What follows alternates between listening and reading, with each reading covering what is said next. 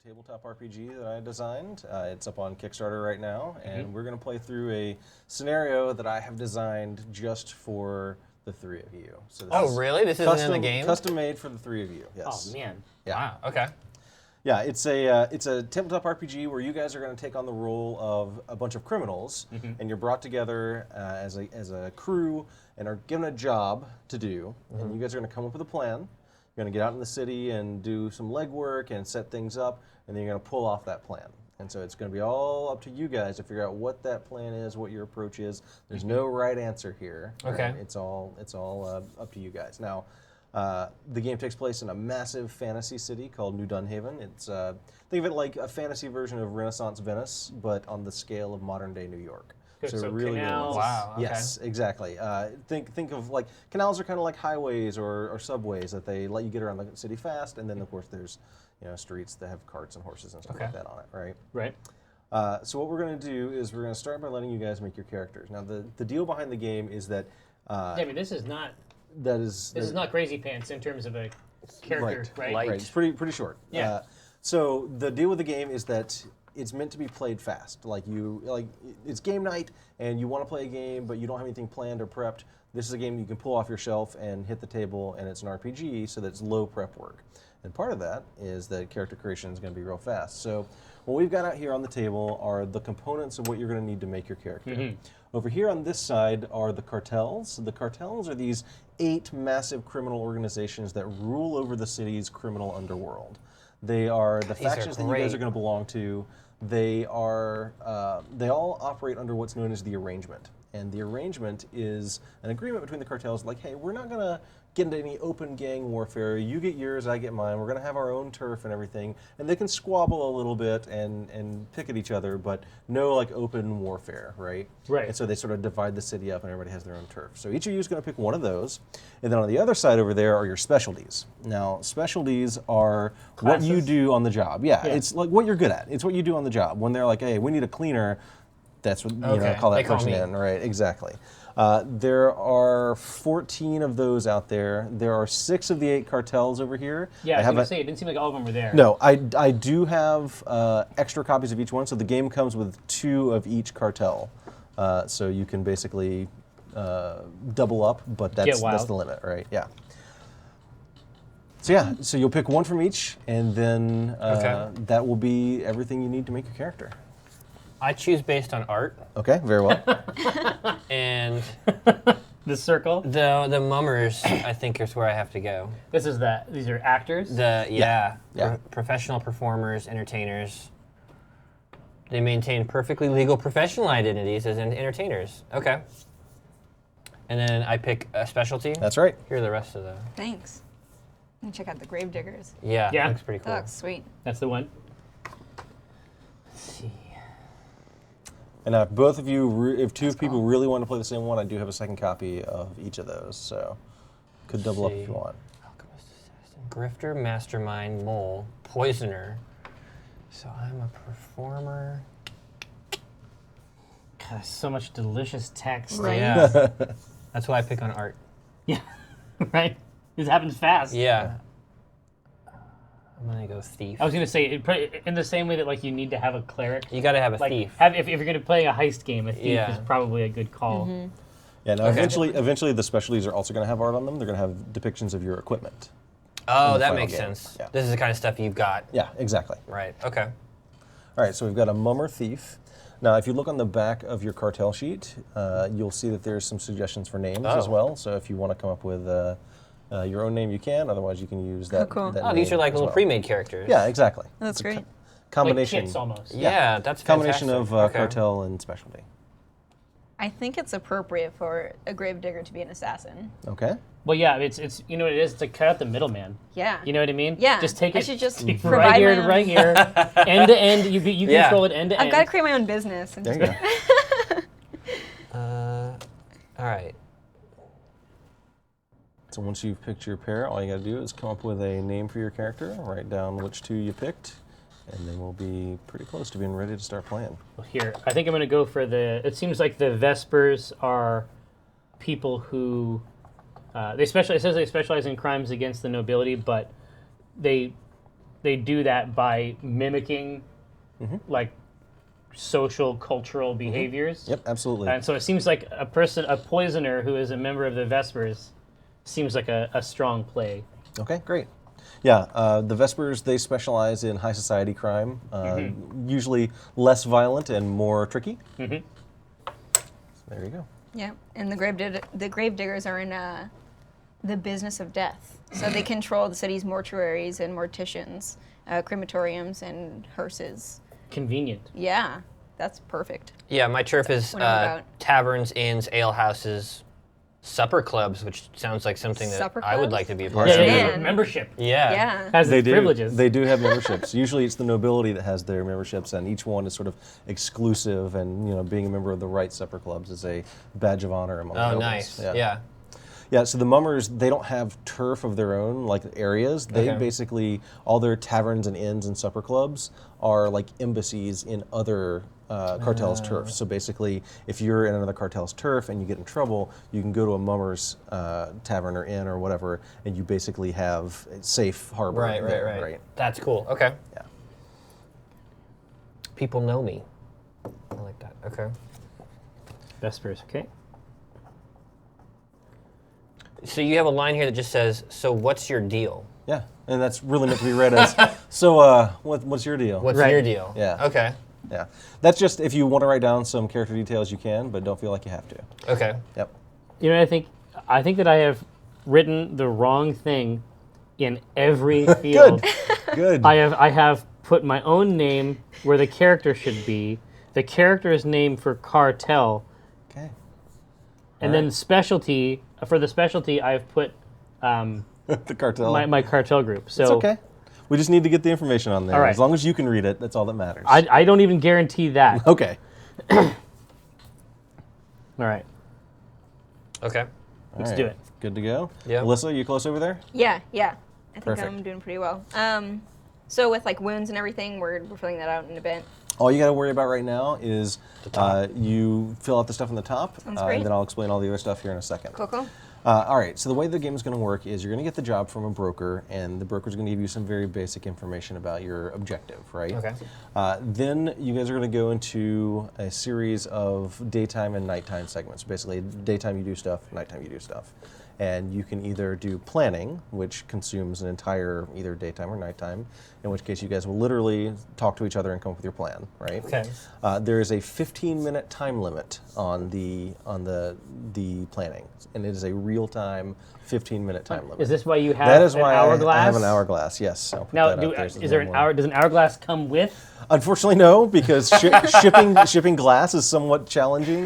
shipping time? In shipping time is challenging, yes, but So we have 15 minutes real world time to make our plan. to come up with plans. Okay. Yeah, that's planning. And then legwork, the way legwork works is each of you is going to get to take the lead on a scene where you basically say like, oh, okay, I want to accomplish this goal. I want to, convince this guy to leave the city, or steal this thing that we need information about, or whatever. And you're going to take the lead on it. I'm going to describe, what obstacles and challenges are surrounding it, and then anyone else that wants to come along with you can do so to help you out. Okay. Okay, so that's planning, that's legwork, and then eventually you're going to have to pull off the job, right? And whatever plan you've come up with, you got to execute it, right? Okay. Exactly. So that's the general flow of the game.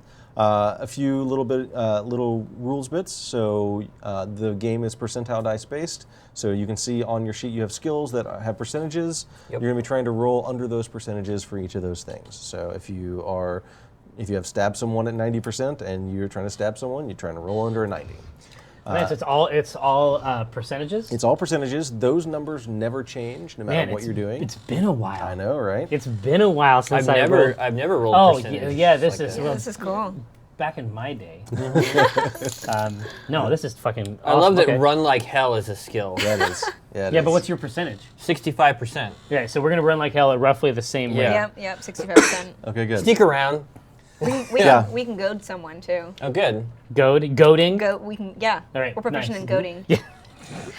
So that's your base chance to succeed, right? And that never changes no matter what the circumstances are. And then there's these black and white dice out here. And these are advantage and challenge dice. The white dice are advantage dice. The black dice are challenge dice. And the way it works is when you are going to do something, I'm going to look at like the situation surrounding it, right? And for everything that's in your favor, I'm going to give you an advantage die. For everything that's against you, I'm going to give you a challenge die. Yeah. You're going to roll those at the same time. And basically your percentile dice are your pass and fail. Did you succeed or fail? And then these represent other things that happen, either positive or negative, in addition to your success or failure. So you might be like, I'm going to shoot that guy over there, and I say, okay, well, it's dark and raining, so add 2 challenge dice. Oh, okay. So it's a way for you to dynamically modify. Yeah. But hold on. The advantage dice are 8s, and the challenge dice are 10s. That is correct.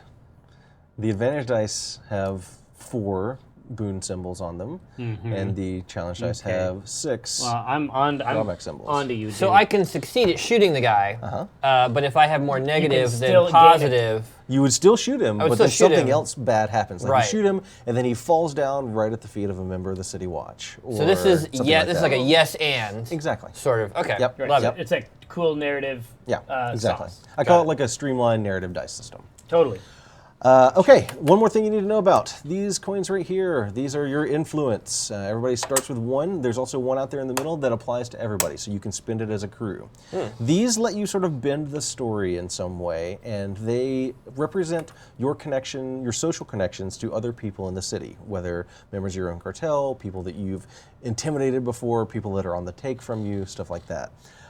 And you spend these in various different ways as recommended on your cartel sheet to do something special that is sort of outside of normal skill rolls and character abilities and stuff I like see. that. Okay. You basically, it represents leveraging those social connections or leveraging the resources of your cartel in some Right. way. yeah. To a limited amount. Exactly. Right. Yep. And Yeah, do we earn more coins? You can earn more. So you remember I said that each of you is going to take the lead on a legwork scene? Yeah. When you describe your legwork Oh, scene, okay. Yeah, if yeah. you describe a scene that's sort of risky or dangerous or exciting, I'm going to give you one of these just for setting up an exciting scene.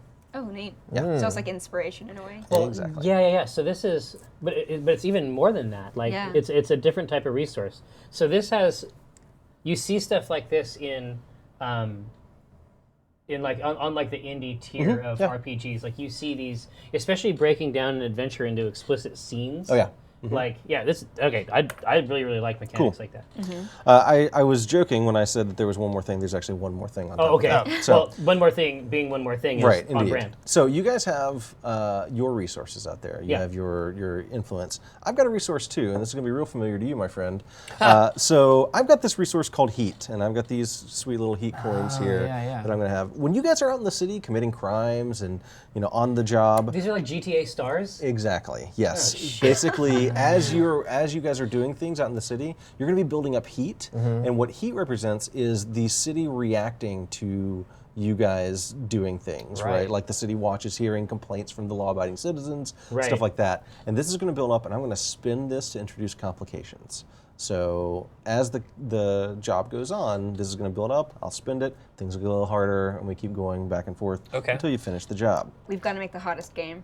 Yeah. It's gonna be hot. That's your goal. All right. We want the achievement to be unlocked. Do you have a limit of heat? Yes, once I hit 30, I have to spend some. Okay. But there are some, and I spend them in increments of 4, 12, or 20.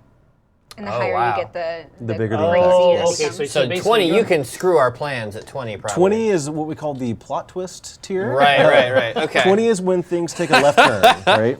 Okay.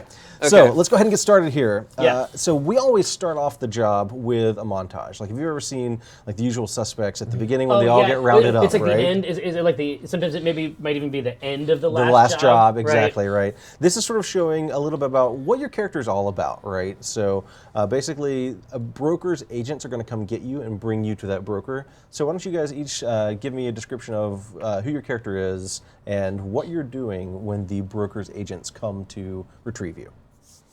Now, I'm looking at Alyssa, so I'm going to make her go first. Oh no. Yes, On the you got spot. this. You got this. On the spot. So what? Okay. So first of all, tell me your character name.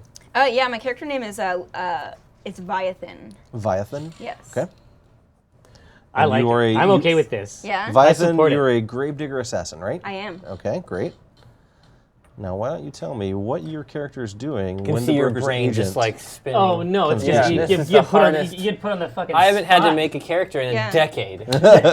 So there is a wake in town, Yeah. and they are bringing a casket to be buried, and I am perched up on a rooftop, aiming to kill one of the people carrying the casket. Nice, nice. You know, I've got to keep my business going. I've got to keep it running. That's when you and get the tap on the shoulder that's from when the I get broker's tap on the agent. shoulder. Yeah. Nice, very nice. All right, Jerry. Right. I am in the sort of twilight area between where guests are served and the kitchen where they're being served from. Mm-hmm. And it's that moment where I've forgotten if I've poisoned my cup or the target's cup. Yeah. Which one? I'm just trying to do that math. Okay. Awesome. And what's your character's name? This is Xtan Gould. I'm sorry, what's your first name? Xtan. Xtan. E-X. He thinks it sounds very high. T-A-N. He thinks it Alright. sounds very high society. But I think it's a Xtan little. Gould. It has Got an edge. And you are a Vesper Poisoner. I am. All right. All right, Mike, what do you got for me? My character is Sebastian, Okay. and you catch him. He just finished his dancing on a street corner. He's doing Okay. like the robot, Nice. or, Locking and locking. whatever your version of robots is, and The golem. the golem. He's doing the golem. He's doing the golem. golem. Yeah, and he picks up. He's got like a hat with some coins in it, and but then he noticed that he's got a ton of money purses just all around him. So, Nice. and then he gets the tap. All right, very nice. All right, and you are a mummer thief. Okay. So, the broker's agents have come to retrieve you, and you're brought via coach to the elegantly appointed manor house that you, Xtan, you recognize this as being actually a Vesper front. Like there's ostensibly, ours. yes, there's ostensibly like a noble family that owns it, but it's well known among your cartel that this is actually, no, this is the Vespers that own It's this our place. Like exactly. all the secret handshakes are in full effect. Yes, exactly. And when you're actually brought in, basically the guards that would normally be on the noble's estate, like you can tell as you're walking in that no, these aren't just like normal guards. These are the right kind of people. These are our kind of people, right? And you get brought inside and are led up to the private chambers of your broker, a Vesper woman by the name of Delilah Jondur. And Delilah is a beautiful woman in the latter half of her middle years, and age has only ripened her beauty. She manages a regal bearing as she sits daintily eating dinner in front of you, consuming a steak that looks like it's large enough to feed about 3 people in a gigantic mug of ale. And so the food that she's got in front of her She's sort of pro-tier. contrasts with her very dainty appearance. And she sets her fork and knife aside as you come in and gestures towards chairs in front of her. And once you're all seated and have been given refreshments, which you can choose to accept or not, she pauses for a moment and tells you that my eyes and ears have informed me that a certain senator, a man by the name of Benjamin Vargas, recently let his mistress, Lady Felcourt, become aware that he's been planning on leaving the city and emigrating across the sea to Elderland. Unfortunately, he'll be taking quite a number of valuable state secrets with him, something that the rest of the Senate and the royal family would be none too pleased to hear. However, Lady Felcourt does not care about state secrets, and instead cares about not having her senator lover leave her. So she plans to reveal the senator's plans, using some correspondences she has stolen from the senator to incriminate him. We cannot allow this. Not because we care about him being Is incriminated. this really about her emails? It is about her emails, Okay. yes. It's about her emails. We cannot allow this to happen, not because we care about his reputation, but because those documents would be extremely valuable blackmail material that we could hold against him. Your job is to retrieve these documents from Lady Felcourt and bring them back to me. She pauses for a moment and says, now, this is made somewhat challenging by the fact that Lady Felcourt is fond of people and has a very large serving staff and a very large armed guard. And, well, her manor house is something of a fortress. So you will need to find an alternative location from which to retrieve them. Fortunately, we've learned that she is not letting these documents out of her sight. She's keeping them with her at all times. And we've learned that not tonight, but tomorrow night, she will be going out for the evening with some of her companions, some of her hangers-on and sycophants. And we believe this is the opportune time to strike. So you have one day to come up with a plan to retrieve these documents from her during that evening. Okay. She'll be going to at least 2 locations that we know of. One of those locations is a, shall we say, disreputable location known as Mistress Alora's Fortune-Telling Emporium. Okay. The other is a popular dinner spot called the Veiled Garden. Okay. Now, you have one day to complete this job, of course, before she is no longer vulnerable and then eventually reveals these documents publicly before we want her to. In addition, you can earn extra respect from us if Lady Felcourt is also silenced so that she cannot reveal the contents of the documents later. Additionally, you'll earn extra respect if Lady Felcourt, her assistant, and all of her sycophants are not physically harmed. Okay. Right now, out of game. Yeah. So these special challenges here, this is almost like a skull in Halo. It's like a modifier. Kind of. Think of it more like a stretch goal. Like, you don't have to do those things, but you get a little extra respect if you do. Is respect something mechanical in the game? It's experience points that you would earn to carry forward to the next game. Gotcha. Yeah. Okay. So yeah, basically. back in. But right, not harmed and silenced. Are those two things at odds? They might be. Okay. But if you can find a way to pull off both, then you get a whole lot of respect. Right. Okay. Psychologically damage her. Yeah. Yeah. So, You said that like with too much enthusiasm. I'm fine with it, but you like it, and that is disturbing. I dream about it, don't worry. That's fine. That'll be your department. so we always start off with a planning scene so you guys can kind of talk amongst yourselves, figure out what your first course of action is going to be. Basically, the way it's going to work is that you guys have received this job. You have, during the daytime, you have the nighttime segment to go out and do things or plan or whatever, a daytime segment to plan or do things, and then that following night you'll have to pull off the job. So basically you have a day and a night to do whatever you want to, and then at that final night you got to do the job at that point. But we always start off with a free planning scene, so this doesn't count against your normal progression. But this is here, 15 right? minutes. It's 15 minutes. I'm going to start this timer here in just a second. Fortunately, because you guys are professionals, you've been doing this for a while, you know certain things that kind of give you a little bit of a leg up on the job. On your cartel sheet, you're going to see a section that says things you know about. It'd be great if you guys could each tell me what are the things that you know about. Oh, I know about nobles in the royal family, of which I assume Lady Felcourt would be in that continuum. Additionally, I have universally level education and have a comprehensive grasp of subjects taught to the scions of the noble elite, which is going to help a lot here. Okay. When it says you know the right kind of people, Yes. that's saying Criminals. Criminals. Yes. Okay. Let's see. Yeah, I know the right kind of people. Okay. And additionally, I'll say I know entertainers, people who would play in these restaurants or, Okay. you know. Okay, cool. Melissa, what do you got? I know about the church, cemeteries, funeral parlors, ward houses, and medicine. Okay, good. All right, so before we get started, you actually know a couple things about this job. First of all, Exton, you know a few things about Lady Hester Felcourt. Okay. Lady Felcourt is the picture of Gothic beauty. She is pale, waifish, and always immaculately dressed in black.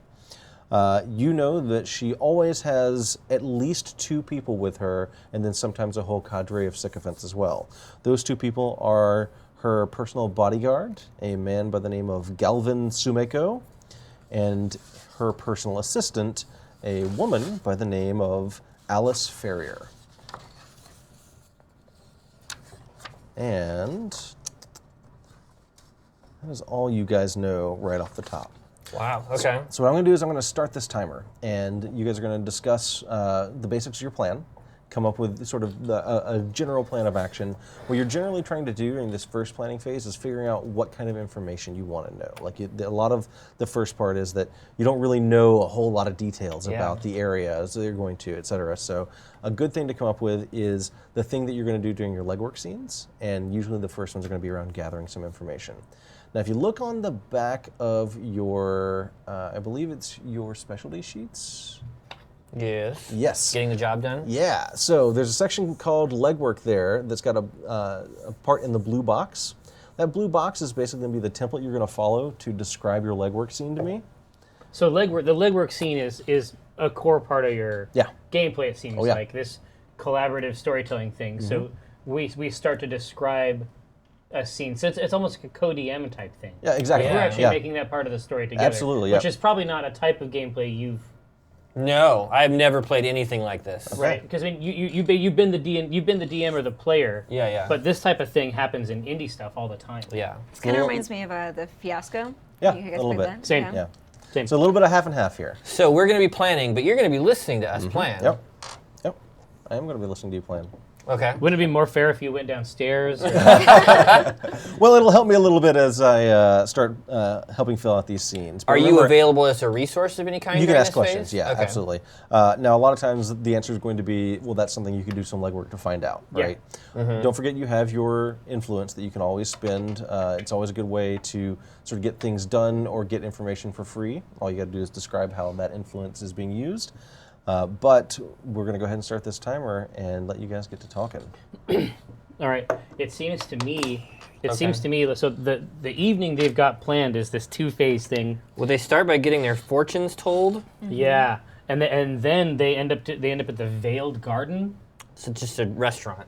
Yeah, exactly. But when I look at what I can do and I think about how it interacts with this, I can arrange an impromptu soiree at an elegant locale for an evening.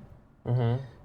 And I feel like we can redirect this evening to a second location of our choosing. You're saying If we intercept her? No, if we manipulate her. So if, for example, you take the role of this fortune teller. Yeah, I was going to ask, is this real? Is she a real fortune teller, or is that a criminal? You don't know. I will say this. There are plenty of fortune tellers who are in fact charlatans.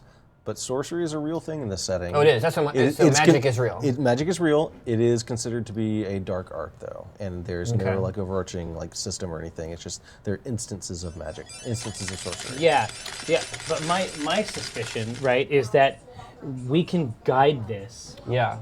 I think that we can guide this situation super easily. If we, at this first place, if using my connections, if we're able to modify it. I mean, first of all, we should find out if you know this person or someone there. I might, if they are a criminal doing it, I probably know them. If they're an entertainer of some kind, you may have it.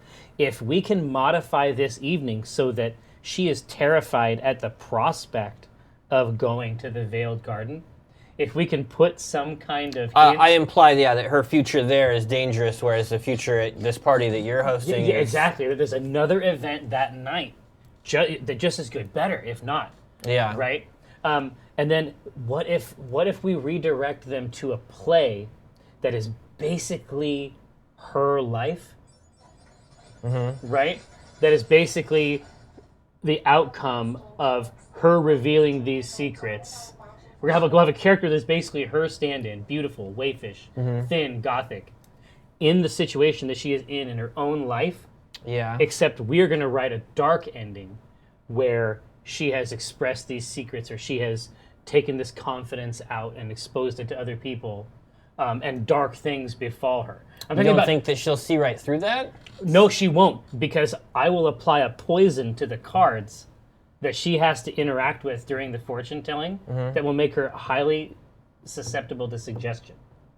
And one of my things where I can spend my influence on is I can order the Crown to quarantine a single district. So I could see if I could quarantine the area where the restaurant Where is. the other restaurant is. And then she knows it's like a bad omen or something. That's pretty good. Yeah, that doubles up, right? Because now there's two pieces of information. But then you're saying that she's going to watch this play, see how it plays out, and then choose on her own not to reveal them and be silenced? Yeah, exactly. We already know that she is at least has a passing interest in the occult, or fortunes, or the sorcery. But the right? job is still to steal these secrets. We can't leave them with her. Well, she won't have them, but she also knows them. Sure. There's 2 phases here. Yeah, we yeah. have to get them. More than that, we have to make sure that she does not voluntarily expose the information. I So think there's- that's good, yeah. There's 2 things that we have to do in order to get all the achievos, right? Right. I feel like that's the way we do it. I prep a poison that makes her super suggestible, and there has to be a character like you, like the Gravedigger, right? That can come to her at the end after the event. That can talk to her, and terrify her, Yeah. right? So you Yeah, I can think... do that. Yeah. But You know then- what I mean? I can also disguise myself as someone who's like an official of the city, and then come to her and say that this area has been quarantined and scare her that. Yeah. I feel like there is something there. But how do we actually steal them from her? I mean, she's got them on her person. Like, we have to take them from her at some point. Yeah. I mean, my hope is that the kind of state that she'll be in after going to this thing, having the night altered, having her entertainments sort of shifted over to our track, Yeah. that all these coincidences will be too much, that she won't be able to persist in her original plan. Can we write and organize a play based on her life in one day? I don't think it has to be a very good play. It seems very elaborate for a day. Well, yeah, okay. This is why other people, have votes. I'm just seeing all the pieces there, and Yeah. it seems like there is a way to manipulate her. My character knows about literature and art and calligraphy and theater and poetry and music. Well, But if and you also know other people that can play these But roles. mechanically, do I get a scene? Like, is my scene, I'm the fortune teller, I convince her to go to your party, and now I don't get another scene? No, so the way it works is each of you is going to take the lead on one scene. Everybody can participate in everybody's scenes, and that's just one of the day or night segments, right? So Okay. you're going to have a daytime segment to do stuff, a nighttime segment to do stuff. So that could be ostensibly 2 different scenes. Okay. And then the final scene where you guys are actually pulling off this whole shenanigans, Okay. that night, that's nighttime. That's completely separate. So you guys have a full day, a full night, a full day, and then that night will be when you pull off this plan. Okay. So you've got basically 2 segments to set things up, right? Right. Now, you do know that there are some specific obstacles that are out there surrounding her. There's her group of sycophants. Yeah, there's sycophants. There's also Galvin Sumero. Yep, You know the what I bodyguard. Yep. With you being a thief, Yeah. if we can lure her away from everyone else somehow, and one of us can distract her with something, I wonder if there's a way that you could steal the documents from her. Yeah, I mean, I feel like at some point I'm just going to have to try to take them, right? Yeah. Right. So between the bodyguard and the assistant, it seems like there's a couple blocks there. Feels right? like it would be, if there's a way to get her, to put them down or to change. Yes? Yes, Alyssa? That seemed like an idea, Faith. That was an idea gasp. Yeah. So, apparently, one of the things that I can do is I can have employees of a cartel funeral parlor remove clothing or jewelry from a deceased citizen. So we kill her. We can kill the assistant. Then I can disguise. One of us can disguise ourselves as the assistant, and then we can ask. We can see if we can influence her enough to be able to get the documents from her as the trusted assistant. Directly. Oh. That's going to be tricky. That would be for a couple of reasons. very One, hard. That does break the whole not having harmed some of her assistants. Doesn't have to be side killed. of it. Doesn't have to be We killed. could just kidnap her or something. Right. Yes. Right? That is the alternative that solves for the stretch goal. Okay. The other more difficult thing is that this is her personal assistant that she deals with on a daily basis. Impersonating an actual person could be very difficult. Could one of the scenes potentially be spying on someone to gain information? Absolutely. Of them? Could spend a day with them, I guess, is the most Yeah. you could have, right? Yeah, I like that. Spying together information, totally fine. Kidnapping, totally fine. I mean, these obstacles that you've got surrounding her, That's the gameplay. they can be taken out in advance, right? It doesn't all have to happen all at once, right? Okay. So, like, if you guys decide that, you want to kidnap the assistant, that's totally legit. You can do that. I feel like, Jerry, like your idea in the beginning of having the fortune teller, if the fortune teller can lay out to her a series of events that ends in her giving up the secrets willingly. Yeah. And the reality is that she has these two events. We don't have to be there for the second one. No, we don't. But even if she comes away from that first meeting not convinced, if the first thing that she encounters is, hey, tonight when you go to eat at that restaurant, it's going to be quarantined because there's a plague there. And she's like, okay. Yeah, whatever. And then it's quarantined. Now the rest of those things that we told her start to make sense. And if the end of that story is, I see you giving up the secrets that you've kept, to a stranger. Yeah. Like, if we can guide her life in that way. Yeah, exactly. Just like destroy. It might just, even if they were just destroyed, just that burden, right? Yeah. Inception. Everything that we're doing has to be based on Inception. Well, my question to you is, because we want her to be silenced. Yeah. Is there like a poison or some kind of liquid that would, I don't know, give her amnesia or some kind of... This is the baller thing. Here, let me read you the poison section from Poison. Okay. During a planning scene, you can create 1 dose of a poison that you can describe to the judge. Oh. That's dope. Okay. Wow. It could literally be dope. Yeah. Like, you know what I mean? But that's where the whole plan came from. Is I can make. You can make a poison. I can put whatever poison. Doesn't have to be. Yeah. I can make her feel any kind of way. Yeah. I think that's it then. I think that the poison makes her susceptible. And then when she gets two pieces of information, a couple things that line up that we can make be right. The rest of the prophecy lines up. So what other pieces of information do we want in there? There should be a couple. Yeah, right? I mean, I like the idea that you're not going to be able to go to the dinner that you want. You're actually going to end up at another party this evening. Yeah, exactly. A cloud. Yeah. It descends over the meal or whatever. Right. And so she'll go there. That'll happen. She'll be directed to your party. I don't think we have to do the play there. I think we just have to say something that's going to happen at that party that we can make happen. Yeah. Right. Okay. And so our first step is getting her to the fortune teller. Yeah. Well, no, she's going to go on her own. She's gonna, I have to become the fortune teller. You have to become, yeah. Which hopefully will be easy. Yeah. Now I know, just because of my deal, I know the places that these people hang out. I mean, it's entirely possible that Mistress Allura's fortune-telling emporium is another Vesper front. Could be. Okay, so for the first day, what are our goals? I need to make a poison. Okay. So you can do that right now, because this counts as a planning scene. Oh, okay. Well, the first thing I'm going to do is make a poison that dramatically increases susceptibility. Okay. Like, people tell you things and they're true. It's like a truth serum type thing. Okay, great. Now there's a second part of that poison ability that you probably need to keep reading through there. Yeah, no, I don't want to. Yeah. I'm just throwing it out there. What else is there about these poisons? Hold on. Here, the poison must be something that affects the physical, mental, or emotional state of a living thing through biological means. You must describe the end result of the poison, which is the susceptibility. Yep. The delivery method. No, it's all good. No. I read ahead. And at least one dangerous aspect of its use. That means dangerous to you. This is awesome. This is all great. It's great, but I'm saying, what is dangerous about this poison to us? The dangerous aspect of its use, of the actual use itself, to the foe. No, it's what's dangerous about handling this poison, or Yeah, something yeah. that's dangerous to you So guys. It about doesn't have to be at having the end point. It can even be during the manufacture. It's just the danger has to be present to me. Sure. It can double as like a love serum. Well, that's Okay. that's how you don't get to choose. Oh no, it's not my poison. I'm just trying to. Am I playing the game right? Is that You're doing great. Okay. No. You can feel free to offer suggestions. No, Yeah, good. This is supposed to be like that. What do we have, like 3 minutes or so? Yeah, you're kind of Oh running my low on time gosh. here. Yeah, no.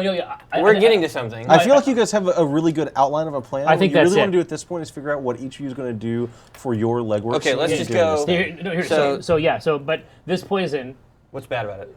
I think that there's like a 50-50 chance Don't say numbers. of Never love. say numbers. No, of love or intense gastrointestinal distress. Okay.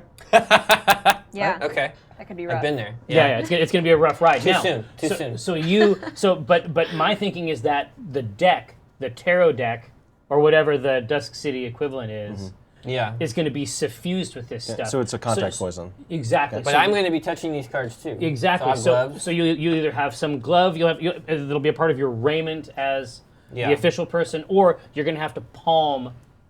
You'll have to be able to get a deck in and out of. You have to swap decks at some point. Yeah. Okay. Yeah. So during the day, my scene, I guess, is going to be finding out if this fortune teller is someone I know, like a thief that I can replace. If not, I need to figure that out. So you're going to basically be going to case the joint. I'm going to case the joint. Yeah, sounds good. And I'll go too in case it's my. Sure. You can always go along, but Yeah. you each get to lead your own. Okay. So. Do you guys want me to spy on her and get Well- to know the assistant? What would you like me to do?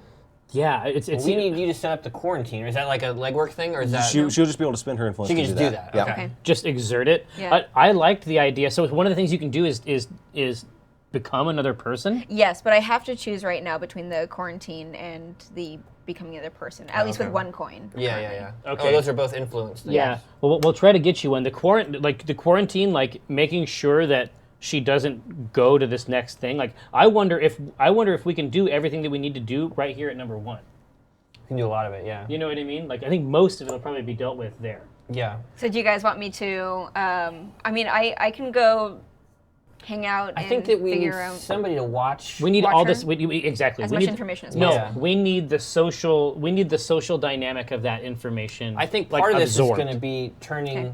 her against her people. Yeah. To some degree. Exactly. So we need to know about the sycophants.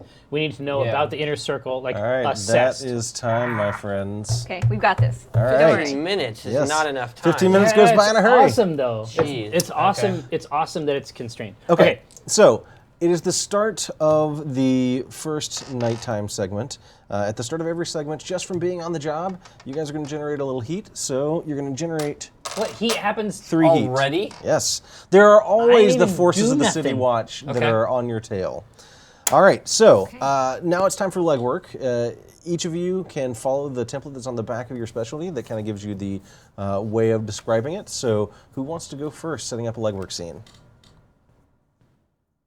Not everybody chime in at once. Well, here, no, I can do the poison. I mean, I know exactly how that is. So you You're going to already, explore them. That's not a legwork scene. You made Yeah. it. you already made your poison. Oh yeah, You're good. Good. Poison's great, guys. I guess I'll start. Okay, Ugh. you're doing good. Okay, No, it's good. I'll it's good. start. Just think of it like a DM. Whew. All right, I'm starting. Okay.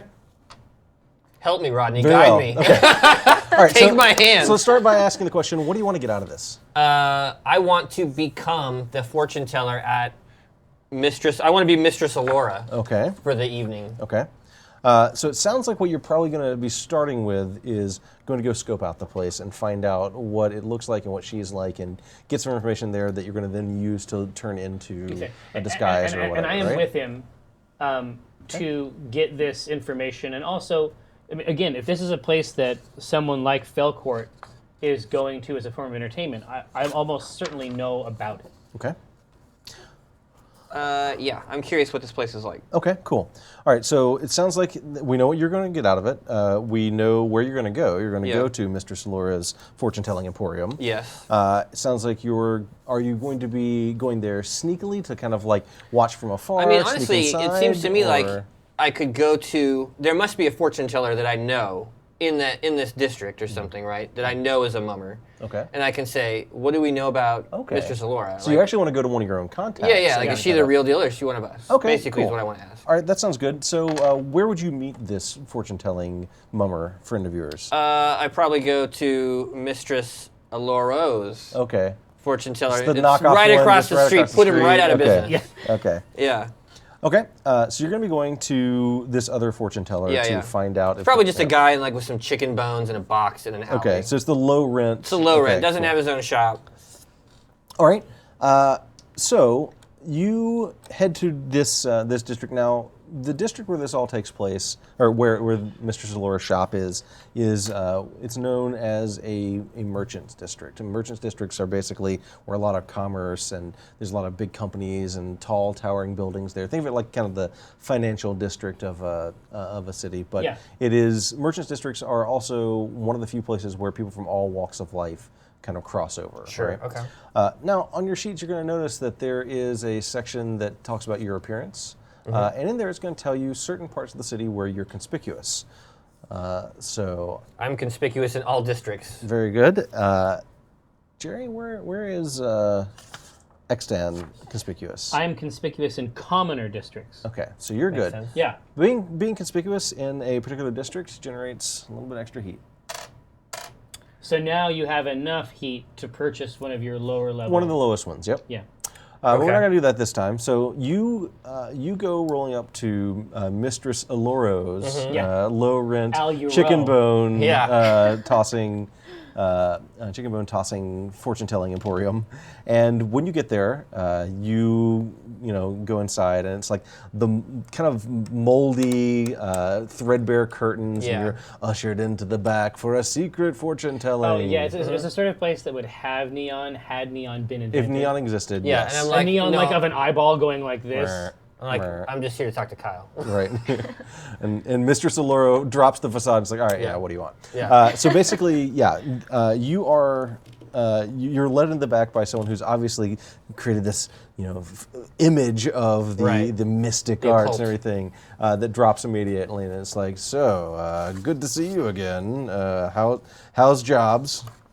There's never enough, am I right? Yeah, no kidding. What do we know about this Mistress Alora? So it sounds like what you're going to be doing here is you're going to be gossiping with criminals. I am. That's the skill here. So do you have gossip with criminals on your sheet as a skill? As a skill, would be Yeah, flip under... it. Oh. Yep.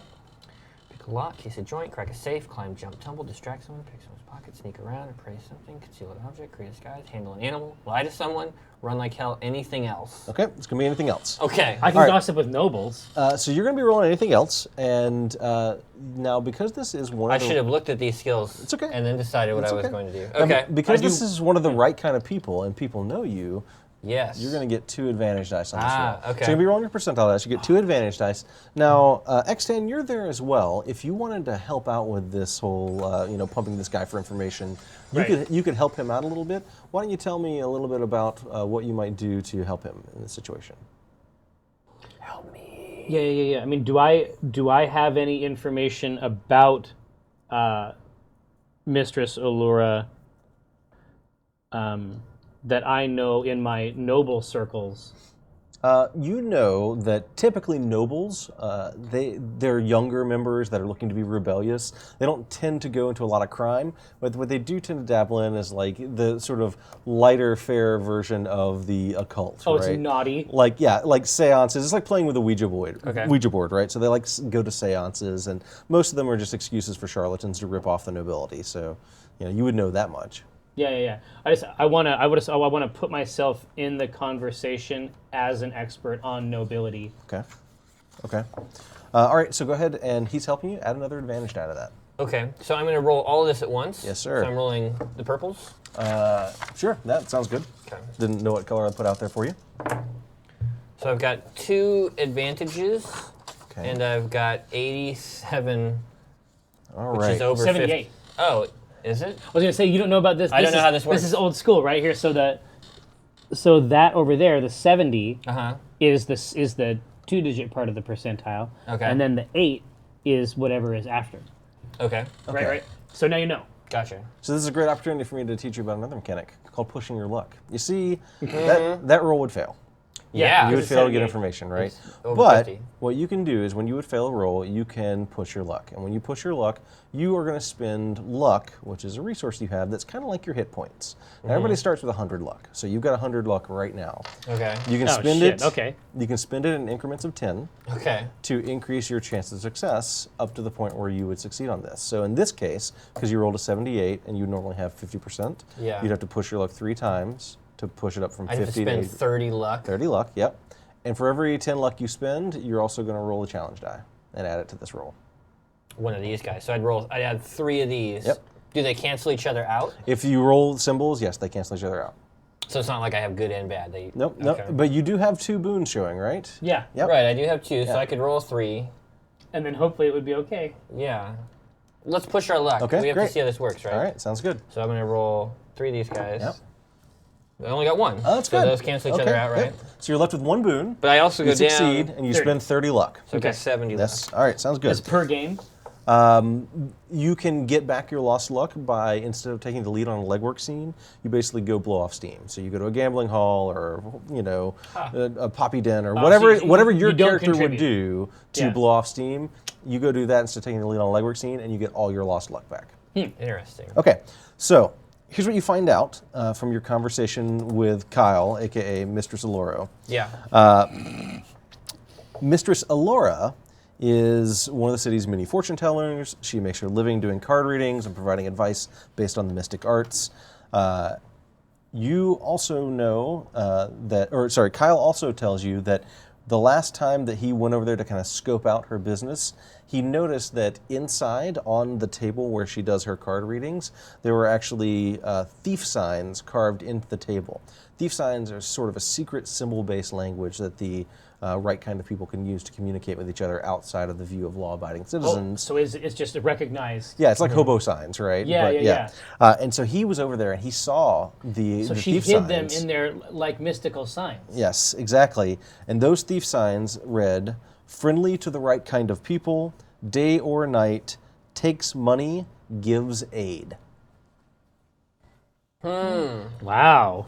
Okay. Takes money, though. Yeah. Do we have anything? Do we know if we have any money? Yeah, I mean, and that's what influence can kind of represent too. Is Okay. Your money and stuff. All right, so you successfully get the information that you So sought from basically, Kyle. she's bribable. down. She's down. She's down. Yeah. She's DT something. Yeah. All right. So that is your Fine. legwork scene. So good job, guys. Okay. All right, so Jerry or Alyssa, what would you like to do? for your Well, legwork let's see. scene? So I did my poison thing. You already did that during your planning scene. You Yep. explored that. I want to do. I'll figure out a legwork scene if I want to. I want to do a ride along with you Sure. and try to figure out the social environment that surrounds Yeah. Lady Felcourt. Yeah. Right? Well, yeah, and you can talk to nobles really well. Yeah, it won't be correct? weird. It won't be weird if I'm there. Yeah, it'll be weird if I'm there. So apparently I'm Yeah. not very personable. Well, yeah, you look spooky as hell. Yeah, yeah. Is there a way for you to come out and not reek of formaldehyde? Like, is that a thing? Or That's the only thing I'm really into these days. Yeah. So I tend to want to stick with formaldehyde. But what we could do is, if you're going to come on a ride along with me, you can go blend in, and I can kind of be the spectator and watch and observe from afar. Yeah, that sneak works. around. that works for me? So, Alyssa, it sounds like we know what you want to get out of your scene, right? Yeah. Which is? I want to get information, and I want to understand the drama and politics within the group itself. So you basically want to size up Lady Felcourt and her retinue. Yeah, Okay, yeah, and I great. kind of want to understand the individuals. Okay. Why don't you tell me where you're going to go to do that? I'll probably head to her residence. Okay, her estate? Yes. Okay. Okay. So you're going to her estate, and is your plan to approach socially or to spy from afar? I'm going or- to sneak around and spy. Okay, all right, so you're trying to be stealthy in this case. Okay, great.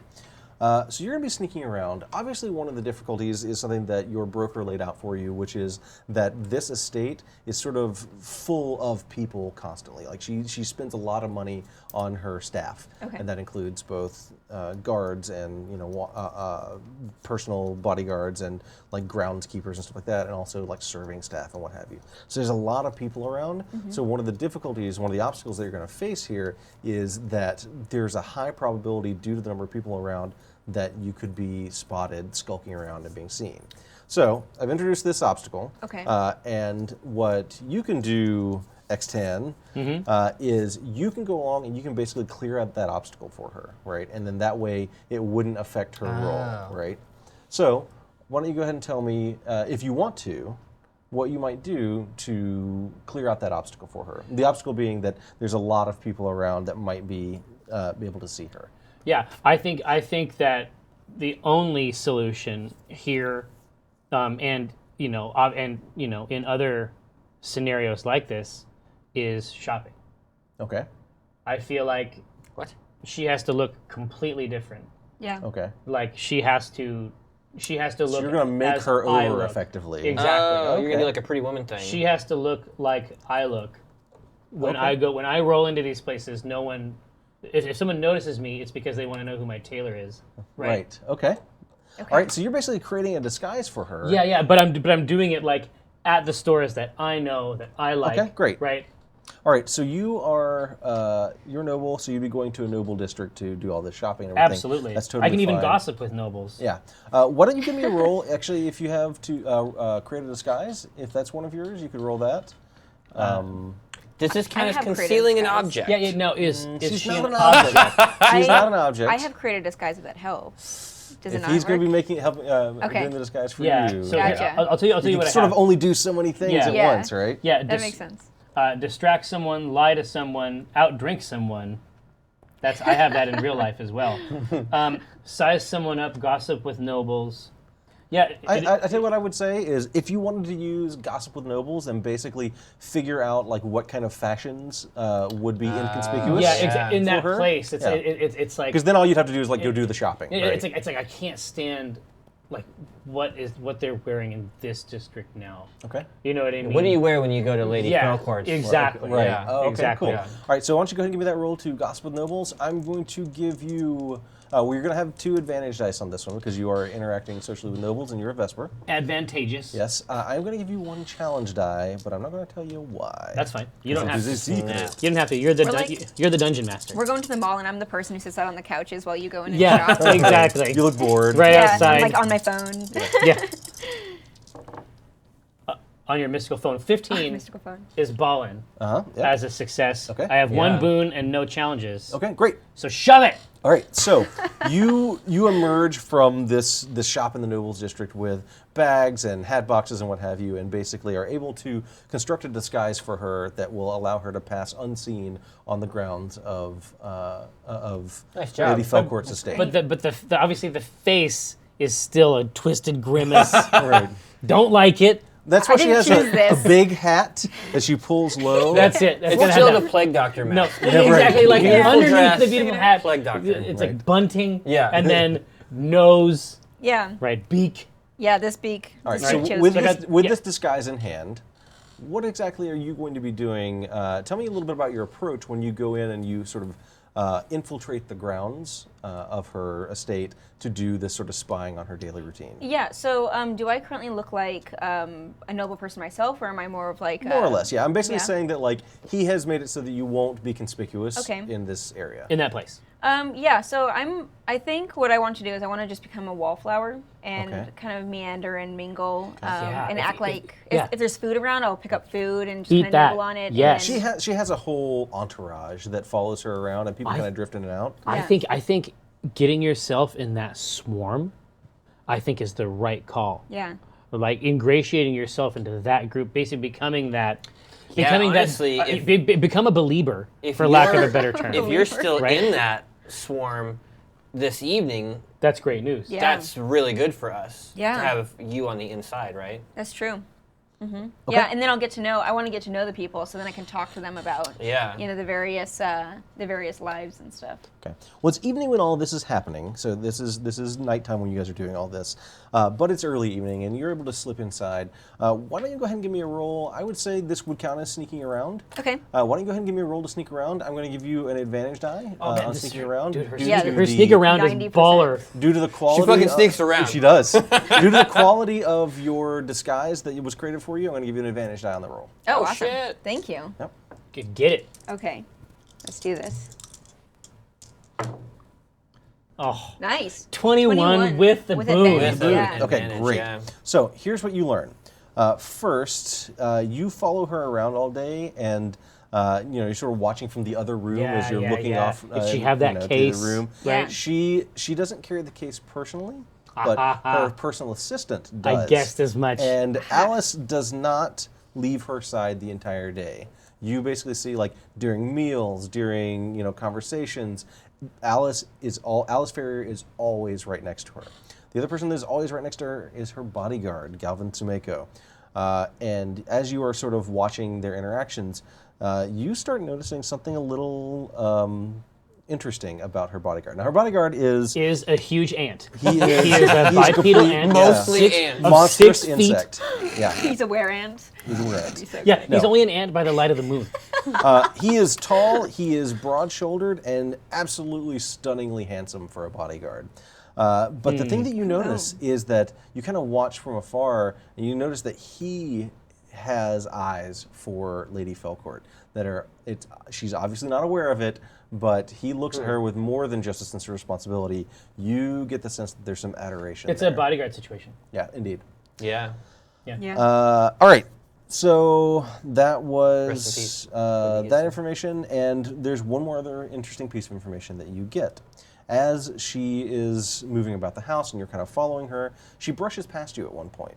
And you don't really think anything of it. You kind of turn away from her so that she doesn't look at you. But as she brushes past you, your head swims, and you realize that she's wearing a perfume that, sort of made you dizzy befuddling? for a second. Yeah. Yep. Wow. That's Interesting. incredible. Yeah. Okay, Oh, man. that's awesome. That's super Okay. We'll have to All fucking. right. So get into you're that. able to Yeah. sort of slip out at that Okay. point Okay. and return to these guys and share that information. All Yeah. right, Jerry, you're the last one. What do you got for me? Let's see. So we got. You need to organize another party. We have to have another place for you to go. can act on the information that you've gleaned from their Yeah, exactly. Because there's time is sort of fungible here. So exactly. So we got good information on the people. Does any of that information help? How much table talk can we have here? Because we don't have a not timer a lot, anymore. not right? a lot of planning right now, but you're able to share the information back. and Yeah, forth. yeah. Okay. So you know the information from the people in the social circle. We found out something really important there. You know that she's 100% okay with thievery, provided that it can be paid for. Yeah, I'm confident we can get in there and tell her whatever fortune we want. Yeah. But we still have to work it out with her directly. That's something we haven't done yet. And you can do that for your legwork scene if This you'd is like. what I'm saying. Okay. Work it out with Madame Aurora. With Madame Allura. Allura, right. Okay. Yeah. So I may have to go in there with that. You know the thief stuff. Yeah, So you should probably ride along. Yeah, this seems like a great use for your legwork scene. Yeah, that exactly. You go in there and do that, and then you And follow. I'll be the ride along. great. Okay. Right, Right. And I can use influence. If you need to, Yeah, you can exactly. use influence, but you might only. I may not have to. Exactly. I may not have to. All right. Yeah. So let's try to get ourselves on the docket. Okay. So see if she has time for a walk-in. So you are, you're one of the right kind of people. You can get on the docket if you need to. So you're going to be going to Mistress Alora's. Her establishment is far nicer than Mrs. Alluro's? than Kyle Alluro's. Kyle Allura. Rickety establishment. This place obviously caters to nobles. Yes. She has. Plush. She's got a good business. Yes, she has plush furniture. The accoutrements are all very classy, and it does have this sort of feeling of something that you would describe it as the feeling of being in a really old noble's manor house. Like there's something kind of archaic feeling about it. No, is it archaic in construction or is it archaic in fact? Like, did she create this as a sort of lure, or is this actually like an old house? You would think it's a construct, Yeah. right? Like that. This building that It's she's very in. thoughtful. Yeah, So yeah. but this is a pro. It is crafted Yeah. to give you this sort of archaic feel. Grandma's. Indeed. Yeah, right. Yes, It's a very much specific like that. type Yes. of thing. Yeah. And you go in there, and Mistress Allura is, she's older, she's gray-haired, she's not quite hunched over, but you can tell she's getting up in her years. Yeah. And as you enter, she is sort of looking over, I assume you're going as well, right? Yeah, I'm probably behind him. Super. I'm conspicuous. You are conspicuous. So did you just upgrade your fucking heat Yep, two dice? more. Two more. Heat coins? So we're at You're seven heat in the pool. 7 hots? Seven Okay. heat in the pool. All right. In the book, you should change it to hots. Hots. So you have 1 heat, but then as it increases, then you have like 2 hots. How many hots you got? Yeah, I'm going to make a note of that. All right, please. I'm just saying, there's still time. It's not too late. Right. It's not too late. It's not too late. You know? Okay, so you guys, so you walk into this place. People are looking at you on the street as you go Sure. by. Right? That's why I But, dress this way. Right, exactly. To do that, and when you get inside, Mistress Allura greets you and kind of looks you over and can tell that you're not the run-of-the-mill noble client. There's something here, else going on. especially the two of you together. And she invites you back to her private reading room where she'd be happy to talk with you further. Leads you back there, and when you get back to the back, there's like a sitting room, and there's a nice plush chair and a table, and she waits until you've come through the like bead curtain, looks to make sure there's nobody out there, pulls down on a candlestick, and you see that a floor stone slides away, and there's a staircase leading down. Yes. Basically. Yeah. Basically the Batcave. Okay. She leads you downstairs into... Is this an invitation for sex? It is probably not, because she's leading you down to a library. Interesting. Well, listen, turn I don't around. know how you get down. Guys, it's a sex library. Get a hold of TLDR. this. Kind of library. Yeah. Give me decimals, not me. All right. Right.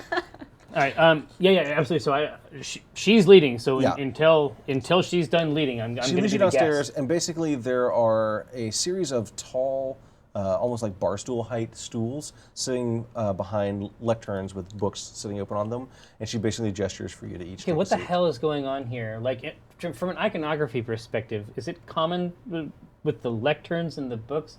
What the fuck is actually going on here? For a charlatan, it's a little weird. Yeah, I was going to say. So this is not charlatanism. I mean, I'm looking around. Like, are there like? Yeah, I mean, can I look at one of the books? What's on it? It is indecipherable to you. Is it But indecipherable? does it look like weird sigils and stuff? Mm-hmm. Is it indecipherable to me? Are you the real deal? I thought you were a charlatan. We don't use that word. She looks offended, and she kind of stares imperiously at you for a moment, and then just dismisses you from her sight. See, What is it? you. I You must have apologize. known I was going to ask. I put my hand on his face and just like over the front of it, and if he keeps talking, I just keep pushing, keep turning. Sure that you know why we're here. The face. So she is of our group. It sounds like. I mean, do I get What's any- with the thief carvings upstairs? Very blunt. Yeah. She Hands are looks being at you, pushed. and then looks back to Extan, and she says, "Well, I'm glad to see that my signs were visible to such fine, upstanding, friendly, diplomatic people such as yourselves." I understand. Obviously, you can peer into the vast aeons. Will only require a few minutes of your time. Information has come to us that you have a special guest tomorrow evening, a Lady Felcourt. Yes, she's on my and- appointment books. Indeed, and her retinue. It is very important to the people who have given us this information that she receive a fortune of incredible specificity. Bespoke. Yes, a custom future, if you will. A future that my associate, he may not look it, but he can be a very convincing teller of futures.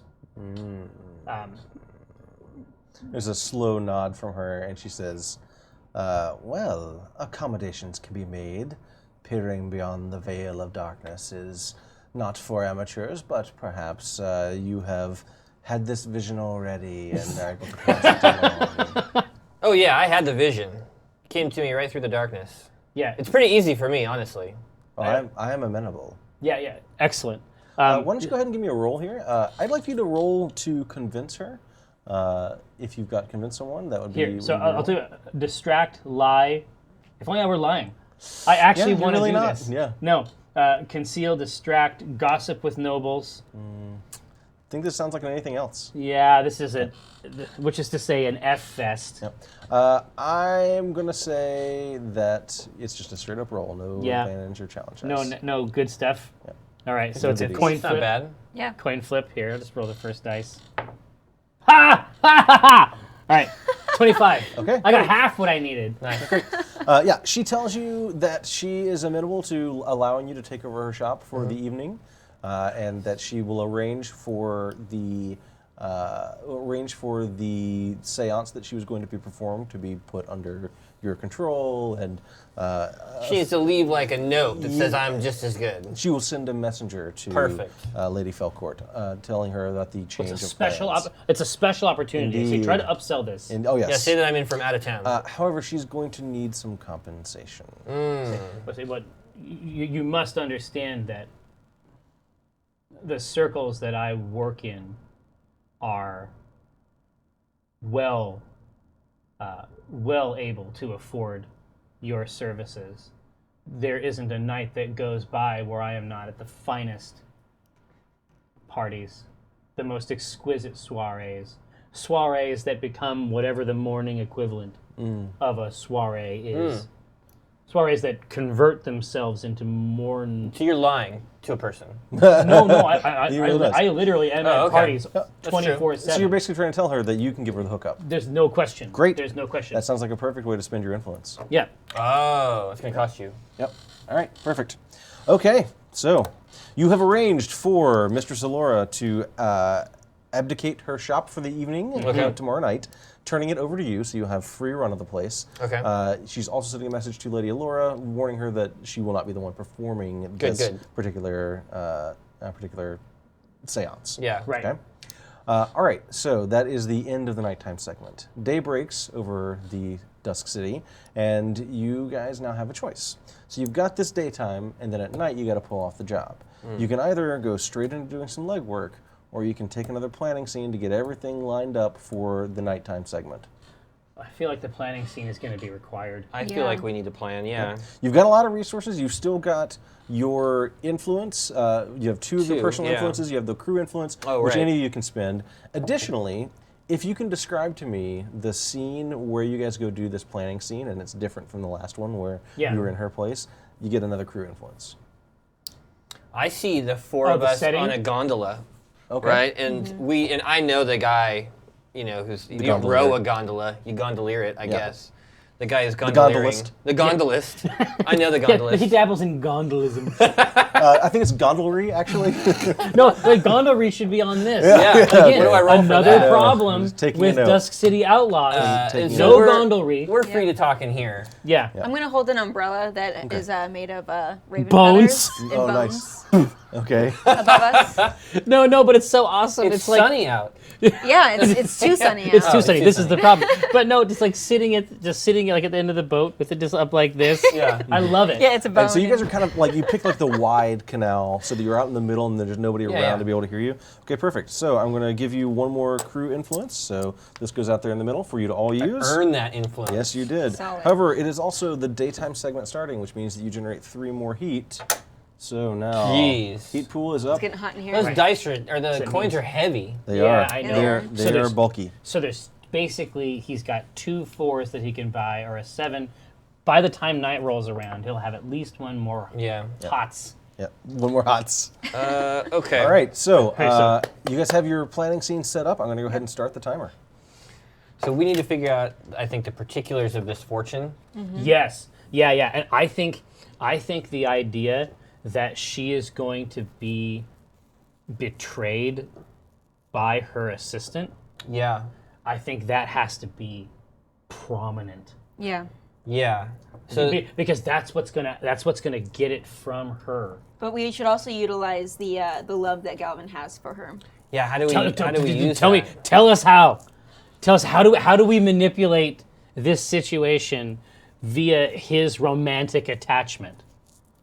Because she's oblivious to it, right? Yeah, she's oblivious to it. So if He's in the bodyguard zone. I think it's a fucking It's zone. a fucking zone. Okay, us Physically come to harm. by us. In physically come to harm. Just period. in general. Yes. Don't So if hurt you them. can't hire someone to beat them up and have it not count. Because I bet we could get Galvin to kill Alice. Oh, by the way, yes, right? Galvin Yes. Sumeko was not included in the list of people that could not be physically harmed. okay. So The question: bodyguard wasn't? That's correct. when I noticed that he had a thing for her, she may have been oblivious, but did to his love, but did she show any interest in him? No, None whatsoever. It's Okay. unidirectional. And in fact, you know Okay. from your briefing by the broker that she had been carrying on an affair with Senator Vargas. And does he know that? Oh, yes. That is an open secret. And we don't necessarily have to manipulate his love if it doesn't fit into our plan. But it's such a powerful It is a force. powerful Like, I mean, tool. we're basically looking into this, like, cloud chamber. Well, let's set up. So the first thing I still think is good They get there. is their restaurant is no go, Yeah. So that's good. You're going to have to pull that off. and that proves the first. Yep, I can Fortune, quarantine right? that area. And then they go to your party, Yeah. right? No perfume allowed. No perfume allowed. Yeah. Oh yeah, we got to remember her perfume. It's one of those parties, you know? Go The to no your perfume allowed party. parties. And NPA. Yeah, NPA. Also, keep in mind, you will be able to create another poison this planning scene. Ooh. Ah, no, I've got it. One of the fortunes is my boy. The next one is, what's his name? What's the bodyguard's name? Galvin Sumeko. Galvin. So bad at names. Galvin will profess his love to you tonight.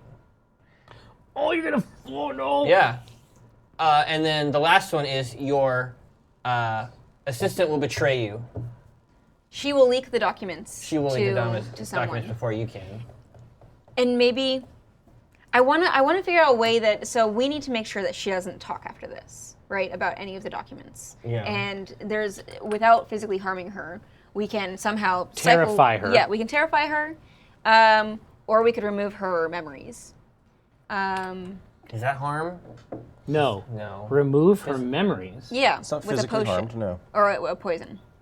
Oh. Like amnesia in a way.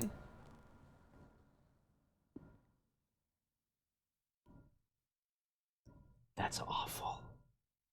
It's gotta be You're done. a bad person. It's No, I think mean, it's good it's play, the though. greater good. Then yeah. So that potion would be an amnesia potion. Yeah. Yeah.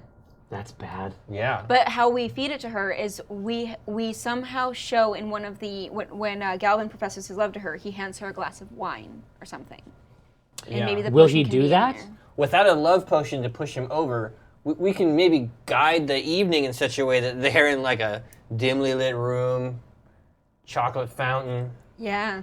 Yeah. music playing. Back No, dude, no, room. the fucking event Your that we party set has up just got to be the love shack. Yeah. It's a little old place where Yeah. they can get together. Right. Strawberries. Oh, yeah. Oysters. Oh, yeah, dude, a couple. Right. This sounds great. An oyster or two. Yeah. And then the wine is poisoned.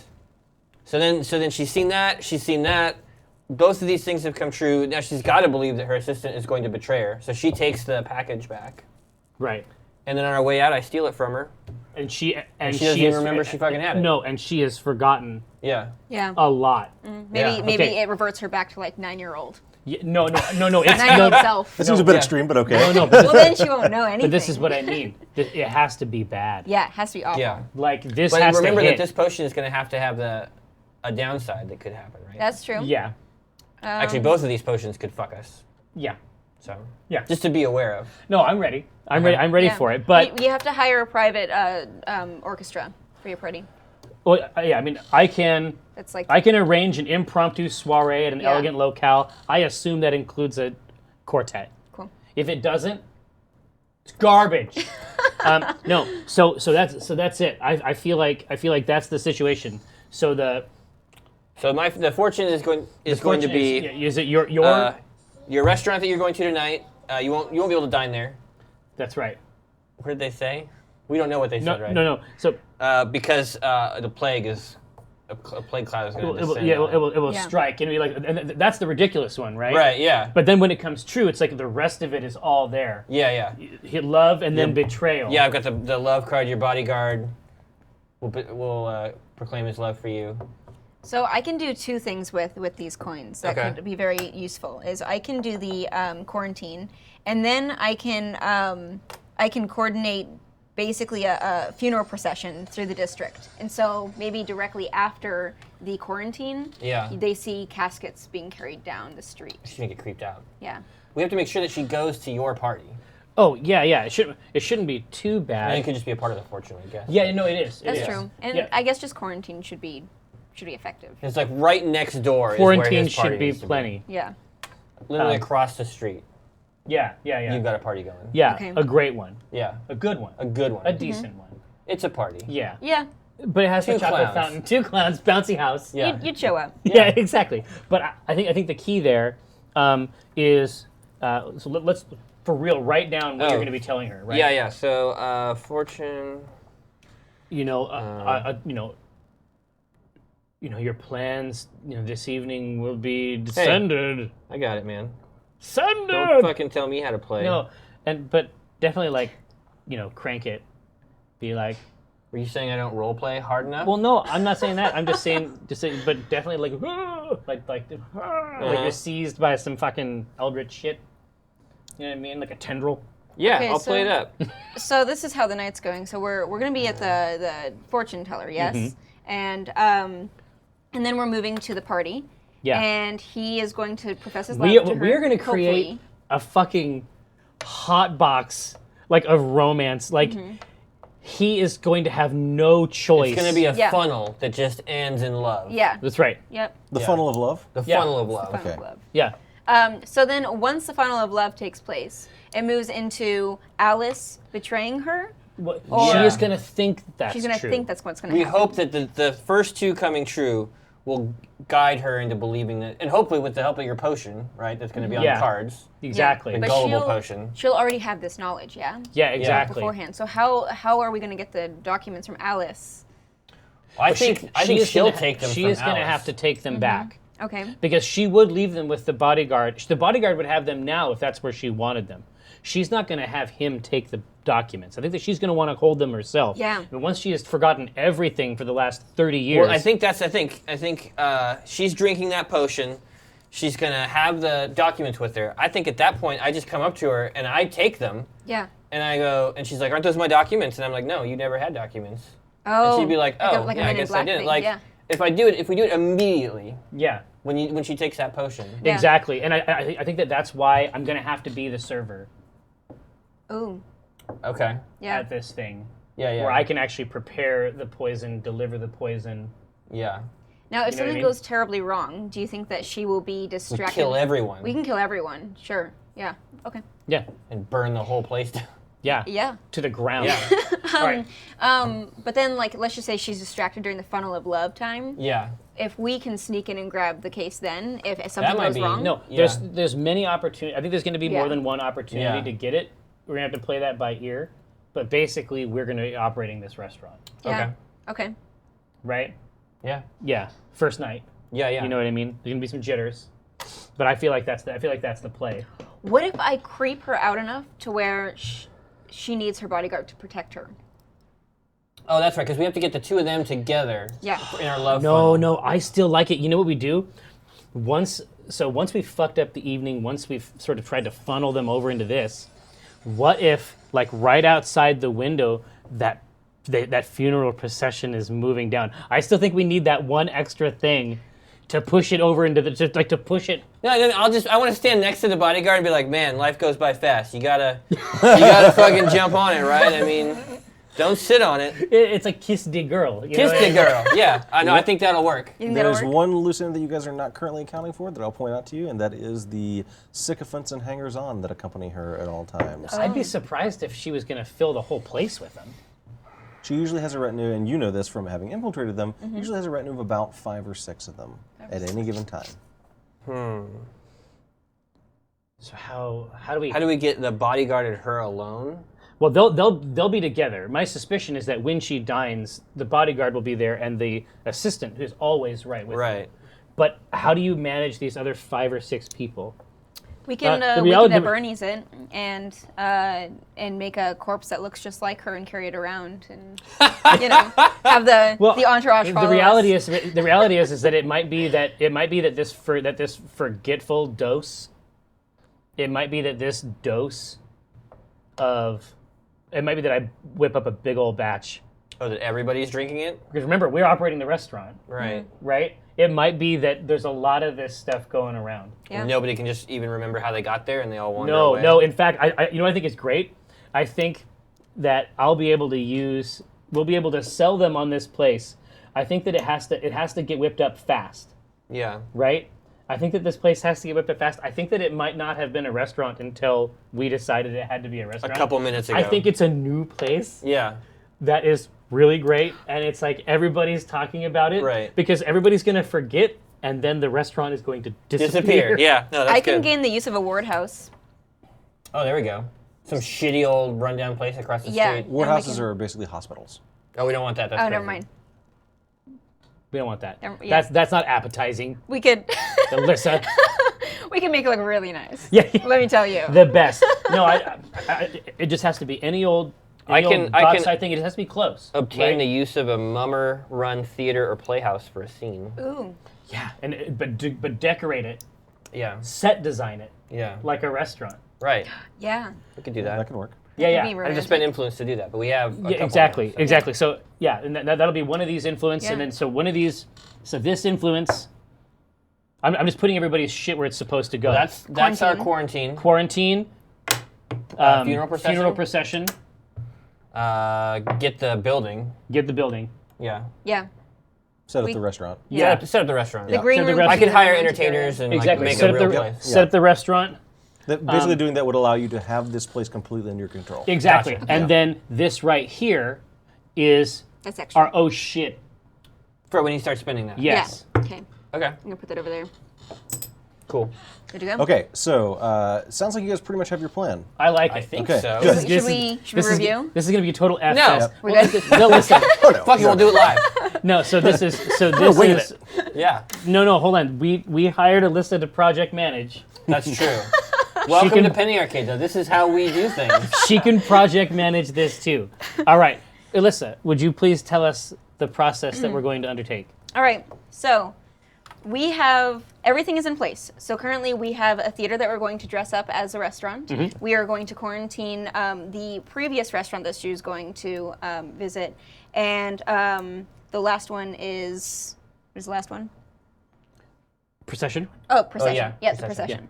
Okay, so she's going to visit the fortune teller first. She's going to visit you at that point. Yep. You are going to tell her 3 things. Yep. And the first one is that she's going to be she's going to be told that Dinner is canceled dinner's because of canceled. plague. Yep. The second one is Galvin is going to confess or Yep. profess his love to her. Galvin. And then the third one is that Alice is going to betray her. Alice. Then they are going to exit. You can gently direct them to They're going to exit, and this you're other going to place. Yeah, yeah. you're going to kiss the girl. I'll play that scene. part. Yeah. We're gonna have the wake coming through the city, so they're gonna go straight to the theater. Yep.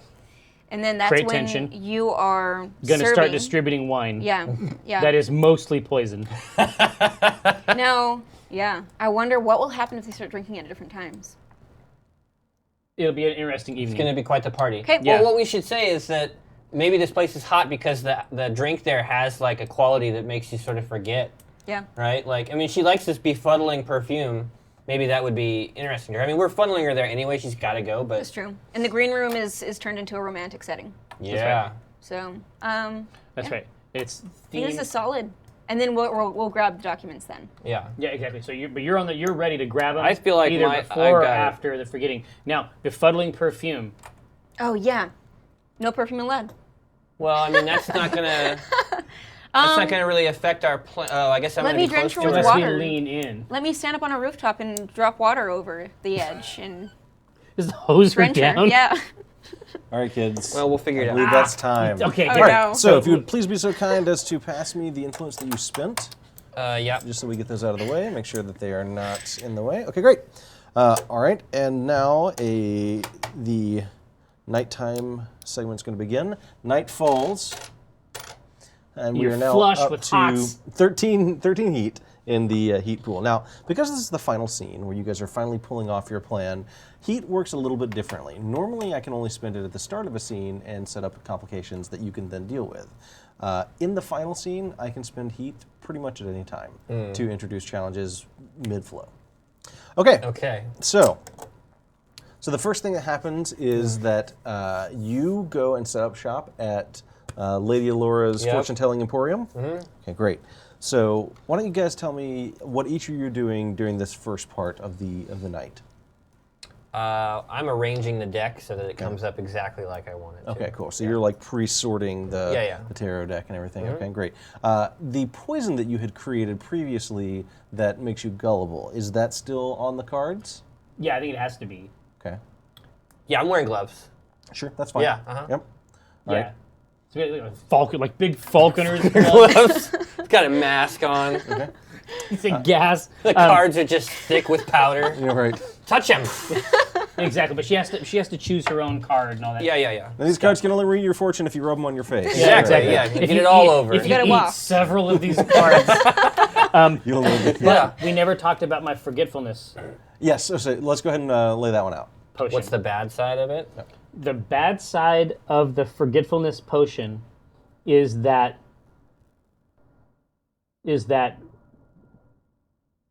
I think that you can forget to breathe sometimes, but not for very long. Just a couple minutes. And have to turn purple. Just a couple minutes. And then you die. No. And then you wake Okay. back up and So you're what you're saying is this could have a potentially life-threatening, like asphyxiation side effect. yeah. Okay. Okay, that's fine. Of course you like it. I gave it to you. Yeah, no, it's good. I love it. It's a tool to use against me. A++. Okay. 13 heat. Yeah. Okay. So you are arranging the deck. You're inside. You're set up. Where are the two of you setting up for this whole shindig?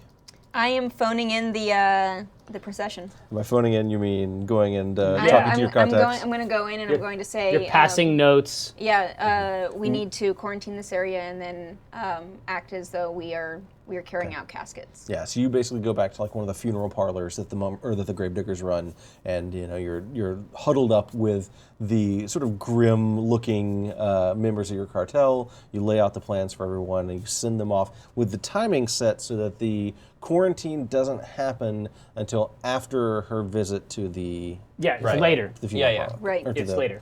Fortune teller. Yes, right. Okay, great. So that's where you are at the start of this, and you'll be coming back from that meeting around the time that he's wrapping up. Is that the plan? I mean, I could be preparing a thing of water on a rooftop, but yeah, I think I'll be coming back around that time. Okay. All right. How about X10? So I am putting the finishing touches on the soiree location, just Okay. making sure that everything is correct. Okay. Can I offer an idea what I think? Yeah, totally. If we need that place to be hot, can you work in your circles to spread the word so that when they see that the place that they want to go is quarantine, they can look and see, I've heard of that place. Yeah. As I wear expensive clothing, cutting edge fashions, I know where the hot spot is. Yeah. And I think that I need to spend this few hours disseminating that information.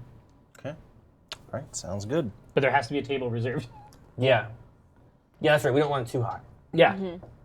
All right. So night falls, and you go set up shop inside the fortune-telling establishment. Okay. And you're kind of waiting, and there's no customers coming in. Lady Laura cleared her books so that you could have full run of this place. And you're kind of sitting there waiting. The candles are burning down. You've made like marks on the candles so you know when she's going to be showing up. And at the appointed time, actually probably about 10 or 15 minutes after she was supposed to be there, Lady Laura and her entourage arrive, and you lead them inside. So that's how you know the party started. Yeah, Right. and basically set things up for them. It's sort of like a big round table so that Lady Laura and her 6 hangers-on. Or Felcourt.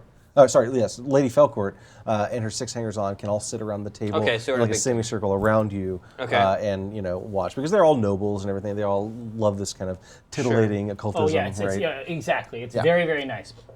Galvin is standing up against the far wall. He remains vigilant, even though he is not. Didn't think he would be in the room. Yeah, Me either. even though he's not interested, he remains vigilant. And you see Alice, she sort of takes a chair off to one side and is, like going over paperwork. She looks grateful for the respite she's getting from not being constantly bossed around Sure. by her noble mistress. And this is a great time for me to spend a little bit of heat. So I'm going to spend. Invest my heat. Yeah, I'm going to spend. 5 hots. All the I'll hots. spend 4. Yeah. Then 4 hots. As you are getting ready to go into your routine, you notice that you can kind of see out through the front, and you can see there's big glass windows that look out on the street, and you can see that there are 2 members of the City Watch outside. And these City members, watching. Yes, these members of the City Watch, they have walked up to the front of the establishment, and they've unrolled a piece of paper and are like looking up at it, and basically it looks like they are about to come in here and Like they're just verifying that they're at the right location. So normally, normally when you're not in a scene, you're just not in a scene. But this is the final scene, so if one of the two of you wanted to jump in, like, hey, you're just around the corner. Well, look what happened. Yeah, You're just exactly. around the corner. You can spend 20 heat to jump right in. Otherwise, he's going to have to deal with these city watches. Well, so you're saying that? So in order to do that, we have to give you enough heat to buy a plot sorry, twist? not heat. Sorry, 20 luck. 20 luck. Oh, okay. My bad. I was like, Okay. fuck. No, use you words. guys are luckily Yeah. around the fucking Sorry. corner, I think. Yeah. No, yeah. and I think I I'd like already to do that. spent 30. No, and I haven't had to spend any luck yet. Yeah. So it's okay. Okay. So there's 2 city watch outside. They're getting ready to come in. Do both of you want to spend the luck to jump in right away? Go ahead. Yeah? Yeah, Okay. Yeah, I'd like to spend the luck. Okay, great. So, good thing you were just right around the corner when this went down. Now, if these guys go inside, they could blow this whole plan because there's no way that a noble and her retinue are going to be able to just sit there when the city watch comes to shake down a person that they're dealing with, right? So, do you want to intervene first? Yes. Okay. Yes. Why don't you I'm tell ready me for what you're this. I'm going to approach and say, "Excuse me, sir. It seems that there's a quarantine over in the district nearby where the Veiled Garden is, and they need a lot of help over there. It seems that it's a bad situation. I'm not sure of the details or what's actually happening, but they're asking me to spread the word to as many officials as possible." How are you dressed? I am. Well, Looking like you're supposed to, I'm looking like imagine. I'm supposed to because that is creepy. All right, full plague doctor garb? Yeah. Okay. Yeah. All right, why don't you go ahead and give me a roll to, I would say you can use convince someone here or distract someone have if you have that? either one of those. I've stabbed someone.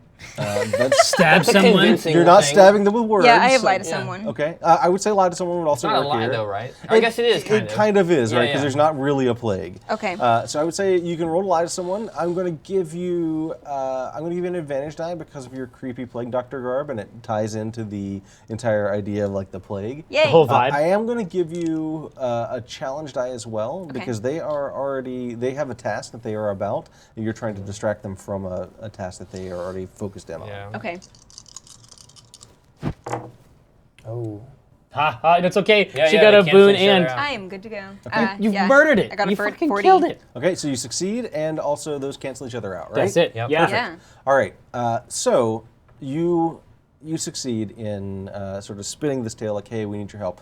And one of the two, he pales, and he's like, we can't have any plague spreading through the city with this, and especially here in a merchant district.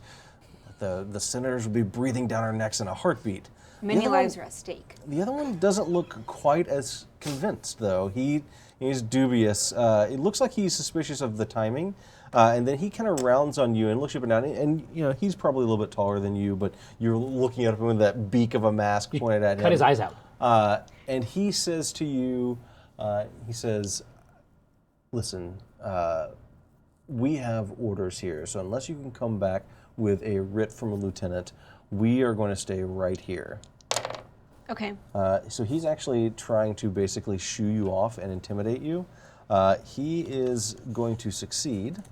So you're going to take 4 damage and basically lose 4 luck. All right. As you Weird. So sort of start to sweat. that luck right? pool is everything. Is just the energy you're It's using. your to do hit it. points, effectively. May I and- ask what you did back Sure. there? I made an attack roll, right? You made an attack roll To of a intimidate. percentage? Yep, percentile die, yep. Okay. He had a percentage chance to succeed, and these guys are... And so that guy has something like this skill list? Kind of. What he has is a 50% chance to do anything. Okay. And these guys are minions, which means that it only takes, like every time you succeed once, you take one of them out. And so what happened was she succeeded once, Oh, convinced one of them, the other one still has to be dealt That was with. a right? combat. swarm. Yeah, it's like a Okay. mental Like combat. it's like a social encounter. combat. Yes, Yeah, yeah. exactly, right? So how are you going to riposte? Yes, exactly. And so he basically says, you got to come back with the lieutenant's writ, otherwise that they are not going to give off. Okay. I'm going to look at him and say, lives are at stake and you're willing to risk this. Okay, I'll be back soon. And I'm going to kind of, I'm going to move my cloak a little bit so that the smell, the musty smell comes off and kind of hits him. Okay. Yeah, and then great. I'm going to, could I use my skill to run like hell? To basically stalk off. Yeah. Okay, you know what? I'm gonna say yes because of the musty smell coming drama. from your cloak, right? The drama. So go ahead Yeah. and make that roll, and you know what? I love musty cloaks, so take an advantage die. Awesome. Musty cloak should be on the character sheet. Yeah. Yeah. 87. This might be the bone zone. Can't run like hell. 65. All right, so you could push your luck if you'd like. Oh yeah. Yeah, I It's only, think it's, I think it's only worth the 65. dramatic. You can spend it in increments of 10. Yep. So this would require 3 Two. still. So what did you roll? I rolled an 87. Okay, yeah. Oh. You would have to spend 30 luck, and roll 3 challenge dice. I think it's worth it. Well, yeah, it is now. Yeah. If they come in, it Okay. fucks our whole Yeah. plan, right? Yeah, so let's do that. Okay. Now, the reason that she was able to do that is because she's a gravedigger. Normally, you can't push your luck on attacks, Oh, wild. but Normally she you can. can't But, push your luck on but she can push her luck on mental attacks because she's a gravedigger. They're real good at intimidating and frightening people. Yeah, yeah, good. Interesting. That's good for us. All right, Right so now. spend your 30 luck and go ahead and roll 3 challenge dice, please. Oh, yeah. It says you increase your chance of success by 20%. Oh, in that case, you only have to spend 20 luck. Oh, sweet. Even better. Yep. Oh, it's an unsettling presence. Yes, exactly. Okay. So you spend 20 luck and roll 2 challenge dice. Okay. Just 2 challenge dice? Thank you. Just because I happen to see somebody ask about the percentage, you have to roll under. That's right. Yeah, under. So like I have appraised something 65%. If I roll under that, then I appraised it. Yep, that's correct. Yep. Oh, no. I got 2 of the, The bad ones. You Some of might, the bad you ones. might have to start fucking Okay. killing people in the So street. here's what's going to happen. You roll 2 drawbacks. I'm going to convert those straight into heat. You're going to generate 4 heat. Why don't you tell me what happens when you do this that draws some unwanted attention? Yeah, so as I turn, I seem to be wearing this gold, I don't know what that is, but It's a sensor, right? is that a It is a sensor? sensor, yes. Yeah, and I'm going to have that fall to the ground Okay. and make a lot of noise. So And that like everyone's- people around turn and look? Yeah. Okay, great. Sounds good. So that generates 4 heat. Okay. So he's back up. He's back up I'm to back up. juice. All right, I got the hots. Can I ask him another mechanical question? Absolutely. I'm sorry. That's what this is for. So how do you determine if something generates heat or hurts a minion? What do you Well, mean? like, how do you decide if something is damage or heat? So when you are trying to get somebody to do something, Yeah. you're attacking them and you're doing damage to them. Right? Okay. That heat was only for the drawbacks. That's just one thing. Okay. One thing that you can do with drawbacks is basically- generate more heat. Yeah, basically Okay. those symbols right there, he can convert into things. Into heat. They Okay. give him possibilities, Yep. right? He Another buys thing I could have done instead was said that she loses 20 luck. But then we would narrate it being different, like the stress was too much or Right, whatever. right. In this case, I chose for more heat because that gives me more toys to play with. Right. Okay. Okay, so inside, you've set them Yes. down and you've started dealing the cards and everything. Why don't you tell me what it is that you do, to get this whole thing started? So the first thing I do is I look at Lady Horcrat. What's her name? Horcraft. What's her name? No, Felcourt. Felcourt. Falcourt. And I say, I'll make this brief. I know that you have to get to dinner this evening. At the Veiled Garden. See? How would I have known that? How would I have known that? Nice. I can see your future is what I'm trying to say. Why don't you start by drawing Fucking nerd. one of these cards, and I'll tell you how this evening will play out for you. Okay. All right. So she. I push them over with my huge gloves. All right. She draws a card Uh-huh. and looks at it, lays it out in front of her, Licks it on both sides. rubs it on her face. It's a skull Okay. with like a green cloud around it. Oh, okay. Yeah. I said, oh, you've drawn the plague card. The card plagues. The card of plagues. I'm the only one in here. Sorry. I have a lot of great ideas. Yeah, I know you do. And I have a vision that the Veiled Garden has been overrun by plague this evening. You will not be dining there. Okay. I'm very sorry. I know that you like that place. I would like for you to give me a roll to either lie to someone or convince someone. I'll let you use either one. Or if you get something else that you think it works better. Let me just double check and make sure I Yeah. don't have something better. It's like an acting thing, right? Yeah, but I don't have it says that I am a performer. but I don't have any like. I don't have a special skill that is like. Super lies. Yeah, super lie. So 65% is my Okay, lie. that's good. All right, Okay. I'm going to give you 3 advantage dice on this. Okay. But you crafted a whole scenario. One, Well, also she's got that poison. Yeah. Right? yeah, 1 for the scenario, 2 for the poison. Okay. I'm also going to give you. You're also going to have. Sorry, notes are hard to find. You're also going to have 2 challenge dice on this roll. What challenge dice? As you sit across the table from her, you can feel yourself being dizzied You're by getting her woozed. Just perfume. befuddling perfume. damn! You're getting woozed. Okay. You're getting woozed. Though. Yeah, that wasn't a part of our. We thought of that Yeah. late, and then. Oh shit. Well, okay, nothing there, Honestly, that could have been a total F fest. and Yeah. this is 48, so I'm That's good. Okay. Wow. Oh God! Yeah. That was a handful of dice, and it Yeah. came out It over came on out the numbers. okay. Yeah. Perfect. Okay, so to pull back the veil a little bit on the mechanics once more. So, unlike those 2 city guards outside, she's not a minion. She has luck She as has well. minions. She has luck. She has a as- sheet like this, probably. or kind of, something, right? She has luck as well, and what you're trying to do is basically deplete her luck down to 0, at which point you get what you want out of her, right? Like that's Okay. the point at which you get that. So what you just did was 48 damage to her. So the number you rolled is the amount of damage that you did. Oh, cool. So she, Did she have 100 to start with? you don't know how much she We is. don't I don't know how much she had. Yeah, yeah. So she pales when you tell her this. Okay. And she looks like she draws her hand back from the card, and is struggling to come up with something to say. And a few of her sycophants lean over to her, and they're like, "No, don't worry about it. These things are just for fun. It's totally okay." And they basically are trying to convince her, Chill her that, out? yeah, convince her that you are wrong and that she is going to be fine. Okay. They're actually basically effectively making an attack against you because you sort of start to sweat from the fact that like maybe they can convince Maybe her. they're seeing through my shit. Yeah, convince her not to heed you. Okay. They're going to succeed. You're going to take 24 luck because they are basically all working in concert. Man, you're getting ground down. Okay. Yeah, but when your shit pops off, this is going to be awesome. Okay. That makes sense. All right. Well, you're not done. That isn't the only card. That was I not need the to only draw card. 2 more cards. That wasn't the only card. She clears her throat and looks at you, and she says, "Surely you must have sent someone to my place to spy upon me or look at my ledger. Alice, she is so forgetful with my schedule and It's just can nonstop bullshit. Can barely keep her head on her shoulders.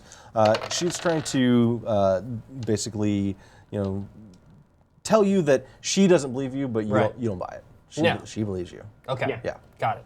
She's on board. Yeah. Why don't we draw another card? You're right. Those are things that I could have seen. Why don't we draw another card? She nods slowly and she reaches out, pulls another veil, card, and flips it over onto the table. It is. It's the Galvin Sumeko No. card. It's him. Oh God! Just a picture of his face. Oddly specific card in this No, deck. it's just a picture of his junk. Have you seen Yeah, this junk? It's a heart with like antlers Okay. on it, Okay. and I say, "Oh, man, the love card.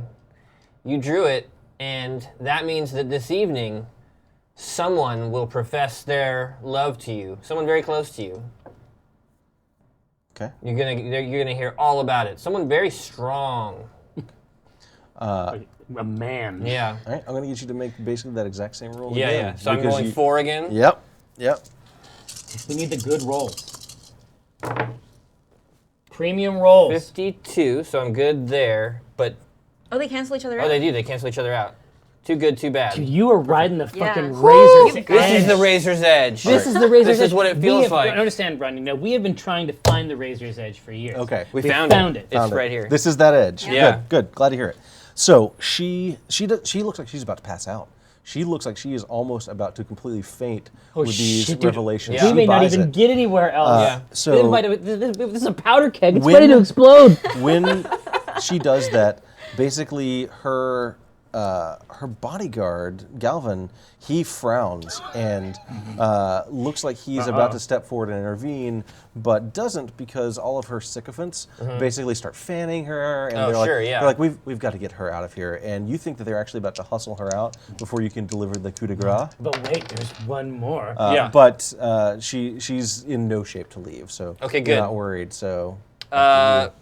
My lady, I'm so sorry to put you through this. You know, hearing one's fortune can be traumatizing, I understand, but you have to understand I'm not doing this to hurt you.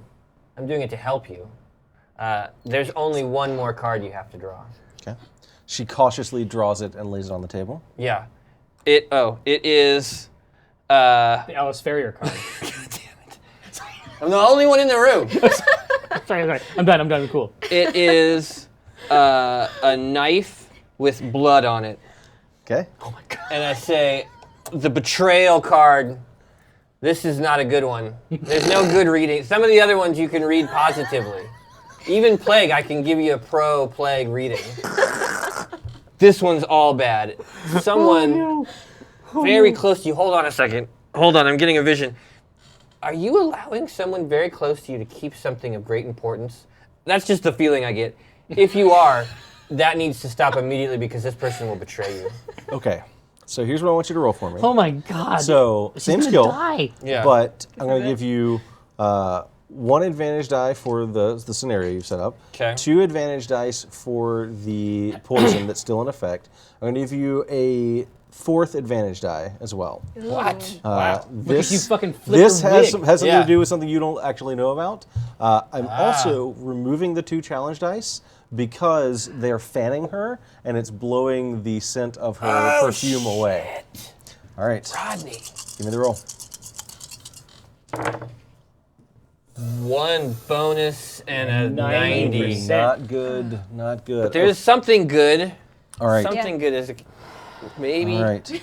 It's So- diminished in some way. I don't know. All right. So you are, you deliver this, and she might be too out of it to even hear what you're saying. To even absorb it. She's not getting it. But you do notice that Alice Farrier has gone pale. Like she was kind of not paying attention before. Yeah.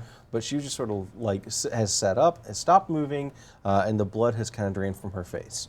So at this point, you've delivered the fortune telling that you were planning payload. on. Right? Yes, I'm good. Now, you can either basically tap out at this point, in which case they'll move on to their next destination, or if you want to press, you might be able to affect Alice Farrier as well, because you can see that she is starting to fall under your thrall here as well. Now, that is risky because her sycophants and then Alice herself might start basically trying to discredit you and put the heat back on you a little bit. Well, and I'm going in blind. I really don't know what her deal is. Yep. I push the deck over and I say, there's plenty of cards if you want to draw one, Alice. And whatever it is, just lies. Yeah. Right. She almost looks like she's about to reach for it, and she says, I don't believe in such frivolous pursuits. No, thank you. I have too much work to do tonight to become entangled in your card readings. You web of lies. Why don't you give me a roll to try and convince her to draw one? Okay. Ooh, So this I is like this even convince a better. person? Yep. If you don't have that, you can just use anything else. Can I lie to her and say that, I had a vision of you before you came in here. It was the oddest thing. I know that you're going to draw a card this evening. Okay. You can roll a lie. I'm going to give you a challenge die from her reluctance, but I'm also going to give you an advantage die from having previously sort of pointed the cards towards her. Okay. Now, that is last it one. fair of me to ask if this befuddling perfume is being fanned in her direction? I think that's perfectly legit. Go ahead Okay. and give yourself 2 more advantage dice. Nice. Oh shit. No, we're okay. We're No, 82 is 82 is the not F okay. fest, and then that. But 2, Man, that was just 2 bonus. Yeah. Did I roll that? I don't know. Yep. All right. So, Yeah, the wheels came off the all right, roll. wheels aren't so you off. failed the roll, Yeah. but you ended up with two boons total? 2 boons, yeah. Okay, great. All right. So, she says, no, thank you. I won't be doing any of this. In fact, she stands up and she says, "My lady, it is time for us to be gone if we're going to make our dinner reservations." And she begins basically herding the cats of the. I go real quick. I sycophants. go, you know what? The last one's free. This one's for you. And I turn it over, and it is a snake eating its own tail. Okay. Yep, Ouroboros, so I don't know, whatever that means. And I look at it and I go, ooh, good luck. All right. So normally, like you might call that an attack roll, but you're just sort of flipping the card to see what she does here. Yeah. So we're going to use this is a judge's option here. It's called Dumb Luck. We're going to see if this is if the card you flipped over is enough to affect her. So what you're going to do is you're going to roll percentile dice. Your chance of success is your current remaining luck. 46. Yep. So that's your chance of success. on this. Interesting.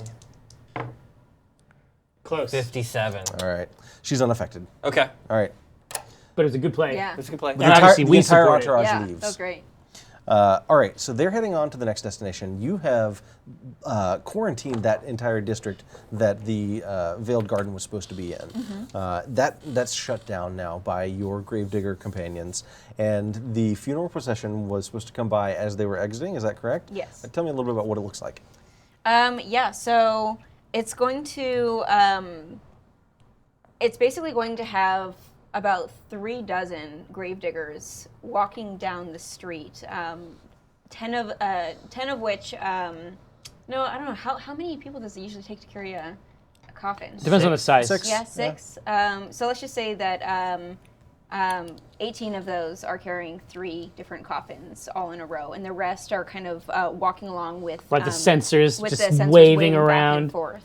And it almost seems misty because there's Oh, yeah. so much incense around, and yeah.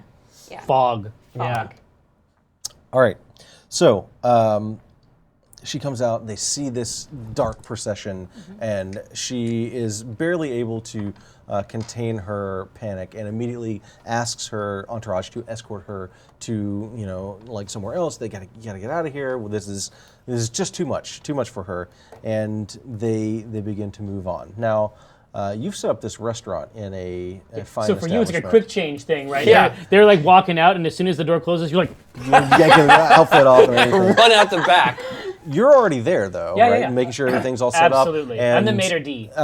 Tell me again exactly how it was that you were going to direct the entourage Well, to this new I establishment. have put the rumors out. Okay. This district, if I have succeeded, this district is abuzz with word of this new place that's just popped up. Okay. A lot of fine people. They say even Lady Felcourt might be there. Okay. Wow. All right, why don't you go ahead and give me a roll to gossip with nobles if you have that? I have that. Okay, Oh, great. shit, he can. Give me a roll to gossip with nobles. I'm going to give you an advantage die because this establishment you've set up is new and cutting edge Oh, and it is. exciting. Yeah, it's exquisite. And so go ahead. Actually, I'm going to give you 2 advantage dice for that because you guys spend influence on it. I did. I spent influence. Yeah. I'm an influence spender. Oh, Jesus. 8%. Okay. So I But no boons. All right. Nice. Wow. boon free. All right. I didn't even think of that. So you can get zeros on the. Oh, yeah. Yeah. All right, so as they are they're sort of with the funeral procession, as the entourage leaves, you overhear one of her sycophants, the sort of hangers-on, saying, "Oh, my lady, I've heard about a wonderful place for dinner tonight, and if you allow me, I can escort you there." And basically trying to earn her favor by leading her to the place. Yeah, there we go. That's been set up by accident. That's the plus. All right. That's what we need. So it takes them a while to get across the city. You're on the inside. What is your role in the restaurant? Are you maitre d'? Are you? Yeah, exactly. Okay, And right. my Head of thinking house, my thinking basically, is right? that I have eaten at the finest places. I sort of know what I know how to hit that specific sort of like loyal dog tone that the nobility likes in a place like this. Okay. Like a cultured, like a fine, like a show dog type Okay, thing okay. is what I'm hoping to provide there at the entrance. Okay. Okay. Good. All right. What are you doing? Well, I'm changing. Sure. I'm on my way On there. the way there. Yeah, on the way there, I really do People want. like watching you run by. I've got like a cloak on over my head, and I want to. And I grab like a bottle, so I smell like booze, and I want to bump into the bodyguard and just go, "Man, funerals, they remind me how short life is." I had this girl that I love. I never said anything to her, and Man, I regret it. I'm probably gonna die soon. This is so great, but you're doing this while changing into another form on the way. And then I push away from him, and I drop the bottle, and I pull the cloak off, and I run into the back door of this place. Okay, cool. So I want to get you to give me a roll to, I would say lie to someone works. I would also say if you have goad someone, you could use goad Rodney, someone. everything I said is true. Very well. We are dying. It's all true, yes. I'm going to give you 2 advantage dice on this roll. Okay. For the bodyguard. 45 and an advantage. 45 with a boon, eh? God, you know what? Right. That little lobster was right. That crazy drunken lobster that Yeah. just stumbled into me. Yeah. He had a real good point. Man. All right, so you see as you stagger away from him that he like watches you go, and then he turns and he's kind of looking out of the corner of his eye at his mistress, at Lady Felcourt. Yeah, he is. What Yeah, are you doing? what I have done in here, just real quick, Yeah, please. is I have done everything I can to create a sexual pressure cooker. Okay, Like that's my club name, by the Oh way. yeah, exactly. Exactly. It says that in cursive. Right. But that's, I mean, there's red velvet, there's candles, you know what I mean? Like this, Yeah. the chocolate fountain is a must. Of Yeah, course. I've got a band lined up that's playing something real sensual. Fondue. Yeah. Like we've got it all. All right. Sure. Okay, so you guys are you guys are all set up there. You guys are What you guys are doing? fucked because I have 15 fucking heats. 15 hots. Yeah, Only hot. 13 hots. So I wanted to break away from the wake and go change back into my noble clothing. Yeah, go get him. And join the entourage again. And Oh, nice! You'll flip back into your other pattern. Yeah, yeah. Nice. Okay. and then I'm going to so I know that when the fortune telling was happening, they were fanning, right? Yeah. And the perfume went away for a bit, but It did. did it still linger on her? It's still on her, yes. Okay. I'm gonna ask. Alyssa fucking Grant, knows ladies what's going and on. gentlemen. So I'm going to go up to someone and ask them if I could borrow their fan again. And I'm just going to keep fanning myself. But I'm going to stand right next to her and kind of Just fan disperse? myself as she's next to me and try to fan her as well to see if I can get even more of the perfume Okay, away. cool. That sounds good. Why don't you go ahead and give me a roll to... I would say you can either do conceal an object here would be okay, or do you have something else that you'd rather use? Because you're basically trying to conceal what you're doing with the fan. Oh, yeah. Like a sleight of hand type Yeah. of thing. Yeah, I conceal an object. Okay, I'd say roll. You can roll that. Does that work? Yeah. Yeah. I think that's as good as we And got. because you've previously established yourself as a member of this entourage, I'm going to go ahead and give you an advantage. Oh, on there that. you go. Thank you. You've been here. Yeah, they know me. They started from the bottom. Oh, That's a high number. 78 with advantage, but I need a 60. Need to be below 65. Would you like to spend 10 Oh, luck yeah, push to your luck. push Yeah. your luck and roll a challenge die? Okay, Yeah, you got to. Okay, ahead. is it just one? Good. Yes. Okay. Yeah. Good. Very nice. Da-na-na-na. Cool. Smooth. Perfect. So that's 10. Yeah. And then for every 10 luck you spend, you increase your chance of success by 20%. So you got it. Yeah. Okay, so here's what happens. You start fanning her, and you actually, like her sycophants are like trying to support her and help her on. You actually start fanning it onto them, right? And 2 of them kind of turn green around the gills, and by the time you reach the restaurant, they peel away? they basically fall away and are like staying behind, and you just don't point out that you are totally ditching these 2 nobles that are behind Just you. in a Perfect. ditch, just Yeah. some feet hanging out. Okay, so inside the sexual pressure cooker that is this restaurant. It's like the whistle of steam. Yeah, right. You are operating in the front of the house. What is your role here? Are you a waiter or? Yeah, I mean, we didn't really have a role for me. I just need to be around so that I can swipe it. Yeah, you're here watching. Okay. So are you? I'm probably a waiter. Are you hiding? Yeah. I don't think I'm hiding. Okay. I mean, I don't think that I hide. As a performer, I think I would rather like take up the role of a waiter. Okay. Okay. Sounds good. All right. And when you arrive, are you staying in the entourage? Yes. Okay. Great. So you lead Lady Felcourt and her entourage to the appointed area. Oh, exactly, Where she has exactly. been, where she's set up for, right? Are we celebrating anything special? Special tonight? Who is this guy? It's the maitre d'. Right. She's celebrating a terrifying glimpse into her mortality. Yeah. Do you have a little mustache? Yeah. Optimally. All Just right. like half. Just one half. Are we celebrating? That got me. So she's tonight. It's very bad. All right, so they're seated. They start having their dinner, and does Galvin dine with her? He is there with her at all times. Yes. Even dining, Yes. but sitting down. I mean, not. No, up with he's a basically hand standing on up his against sword. the wall. Okay. Yeah. He's standing against the wall, watching this all happen. Alice, like before, Alice Ferrier is also sort of off to one side, just sort of leaving everybody alone. Does she still have the bag? Say again? Does she still have the document? Yes, she does. Okay. Yeah. So, Yeah, what's the first step of on the my plan here? tray? Underneath, I got the thing on here, the tray lifter. I bet there's words for all of these things. Probably. I bet this is like a platter, and this is the tray bulb, right? Let's say yes. So underneath, I'll approach Galvin Sumeko with the platter and the tray bulb, and there's a single rose underneath, and I say, "It is on the house tonight." Okay. I think that feels like you're trying to goad someone. Yeah. Okay. Yeah. So why don't you give me a roll to goad someone? I'm going to give You you. can goad.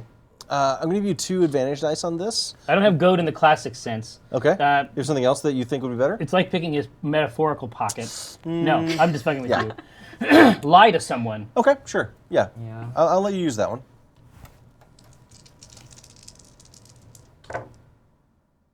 Yeah, I eat it alive with 1 boon. Okay. What'd you roll? I rolled a 72, but my lie to someone Wonderful. is 80. Wonderful. So Okay. that's where I succeed. Let's try Yeah. to do things that we are good at. That's where you're a Viking. Yeah, I need Is to that do what you're better saying? at that. From now on. Yeah. Okay. So he looks I'm down So at the rose. you kill people, I kill people. at I was thinking 80%. about that. Yeah. He looks down at the rose and is thoughtful for a Yeah, long I moment. tell my head. Oh. And eventually, he just sort of reaches out and picks it up, and he says, "If not now, then when?" And he I put the tray bulb back on the platter. All right. Yes. Boop.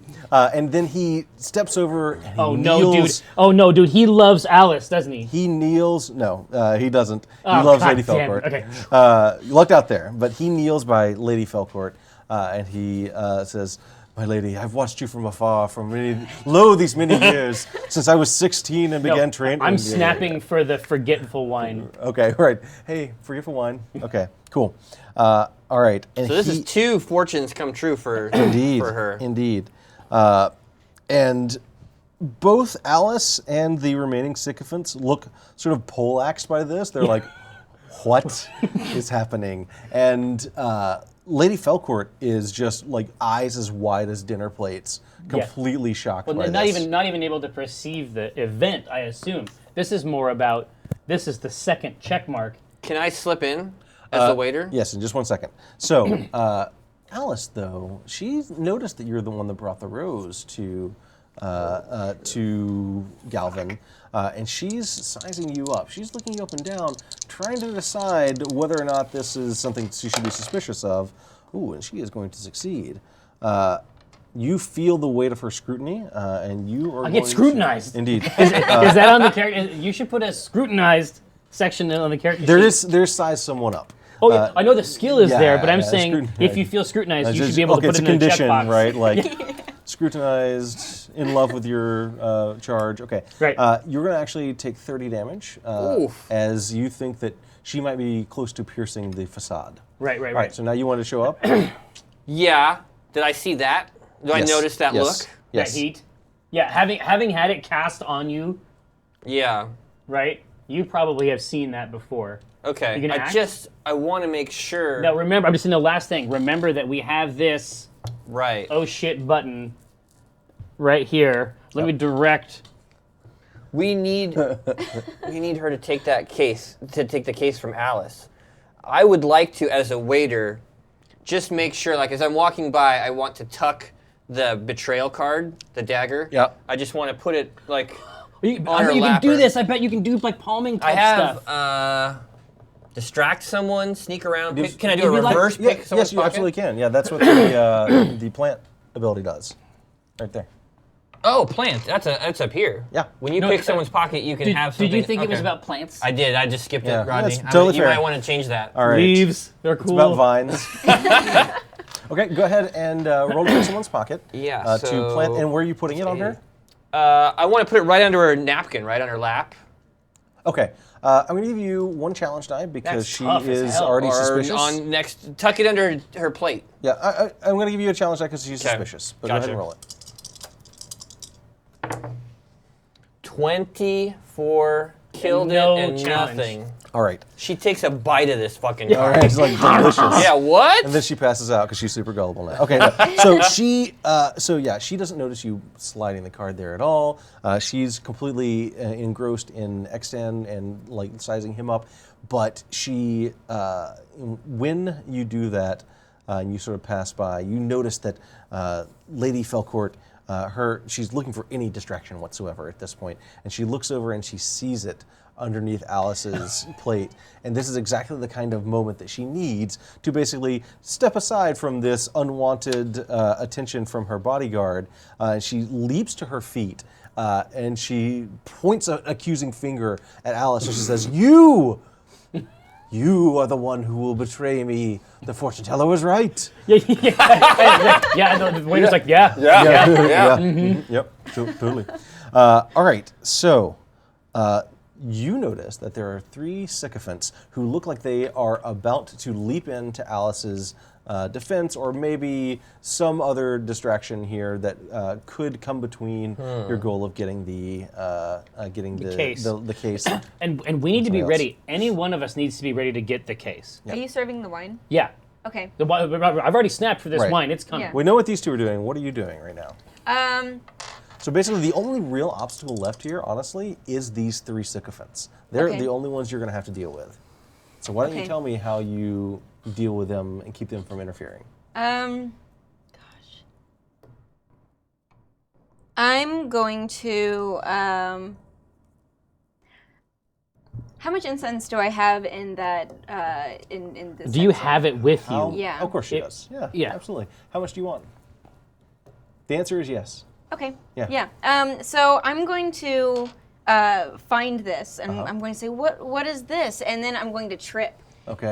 As I walk up to them, when I'm going to ask them what it is, Okay. and it's just going to drench them, like it's going to Okay. go all over their Okay. laps. Sure, sounds good. It's burning. Is the idea here that you are a Hubert simply distract, distracting them? Or are you trying to convince them that this is like, plague dust or something like that? Oh no. Or do you like cough and like and it like puffs out? Oh no, she's got the dust lung. Dust lung sounds horrible. Dust lung. No thanks. The dusty No. lung. I think it's mainly to distract them because Okay. they have to Sure, wash sounds up good. and it's potent and it's, Yeah. it's all on them. All right, go burning ahead and give me a embers. Yeah. roll. I would say you can roll to distract someone. Okay. And I'm going to give you 2 advantage dice here for your use of the sensor and the On the brand. incense. Yep, absolutely on brand. And you're still going to get that one other advantage die for having already been infiltrated their, Oh, their great. group. Thank you. God, so it's Okay, just about the so percentage. Which of these skills are we going to use? Distract. Gosh. Because we have the distract. I think that gravediggers must act in the open, generally speaking. I think that the More sneaky blunt. stuff, right? Yeah. So which of these can we apply? Maybe Might be anything else. Goad? goad. Okay. No, that's fine. what Yep, if you're trying to that's piss them legit. off? Yeah. Yep. Like, Yeah, what if sure. you're actually trying to just completely redirect the Yeah. social Okay, situation? sounds Yeah. good.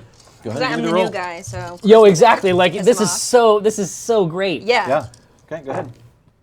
Okay, why 25 is it in there? and 1 advantage. Yeah. Perfect. Oh, awesome. So, you coat them in this incense, and immediately they leap up and are like, "You clumsy oaf! Like, what are you doing?" And wasn't so now you're causing chaos. She is pointing an accusing finger at her assistant. Meanwhile, Galvin is trying to calm her down. He's like, "No! This is my moment. Sweetheart, please. This is my moment when I confess my love. Let's all pay attention to me." You need to get a drink of this wine. Madam, please. Please. This is, madam, Madam. please. This is a place of love. It is not a place of disaster. Nice. And so the drinks just like right on the tray, like just bam. Like I know that this is the first thing these motherfuckers do. As soon as a bad thing happens, they grab something and drink it. Like, All right, it's she does. She grabs the goblet and drinks deeply of it because, boy, this is a terrible situation that she wishes she was not in. Her fine night out has turned into a disaster. A series of unfortunate events. Yes. All right. So she drinks deeply. So you notice that during all this, Alice has leapt up to her defense. The case containing the files is unguarded at the moment, sitting on Alice's chair. Is Alice drinking? Alice is not. No. I have 3. I mean, I have enough for the Yeah. table, but it's whether she takes it or doesn't take it. I mean, I'll offer it. Yeah. We'll see how it goes, but this is probably not the time that she's going to do it. Would be my guess. Yeah, Well, they are fully distracted. No, at you this point. This seems like the best time to do This it, right? is it. Yeah, I want to scoop it up. Okay, go ahead and give me a roll to pick someone's pocket, and I'm going to give you an advantage now on this Nice. for all the distractions. Yeah, nailed it. 36 With the and boon. with a With the boon boon? here. Okay, great. Awesome. All right. No, you so- become the package. Yeah, so you scoop it up, and Yeah. not only do you scoop it up, you basically are able to scoop it up and whisk your way right out of the room without even anyone noticing. I mean, you're the help anyways, right? Sure, They're yeah. not going to pay attention to you. You're able to pick it up and get out, and basically by the time you pass through the curtain, moving out of the room, you hear the chaos just erupting behind you as they're like, "You're going to betray me." Wait, no, this Yeah, is when I tell you I exactly. love you. I love you. Yeah, exactly. At right? this point, there is a final round of drinks for the tables. Yep. It's like, we're so sorry. Yep. That we're so this is not the sort of evening. This is not the sort of evening that we try to generate here. You know what I mean? At the sexual pressure cooker. But basically, it's like drinks for everybody on the house. We're so sorry, Right, yep. and then we are gone. Yeah, just throw Yeah. off the Oh, walk we out are the back gone. door. No, Yeah.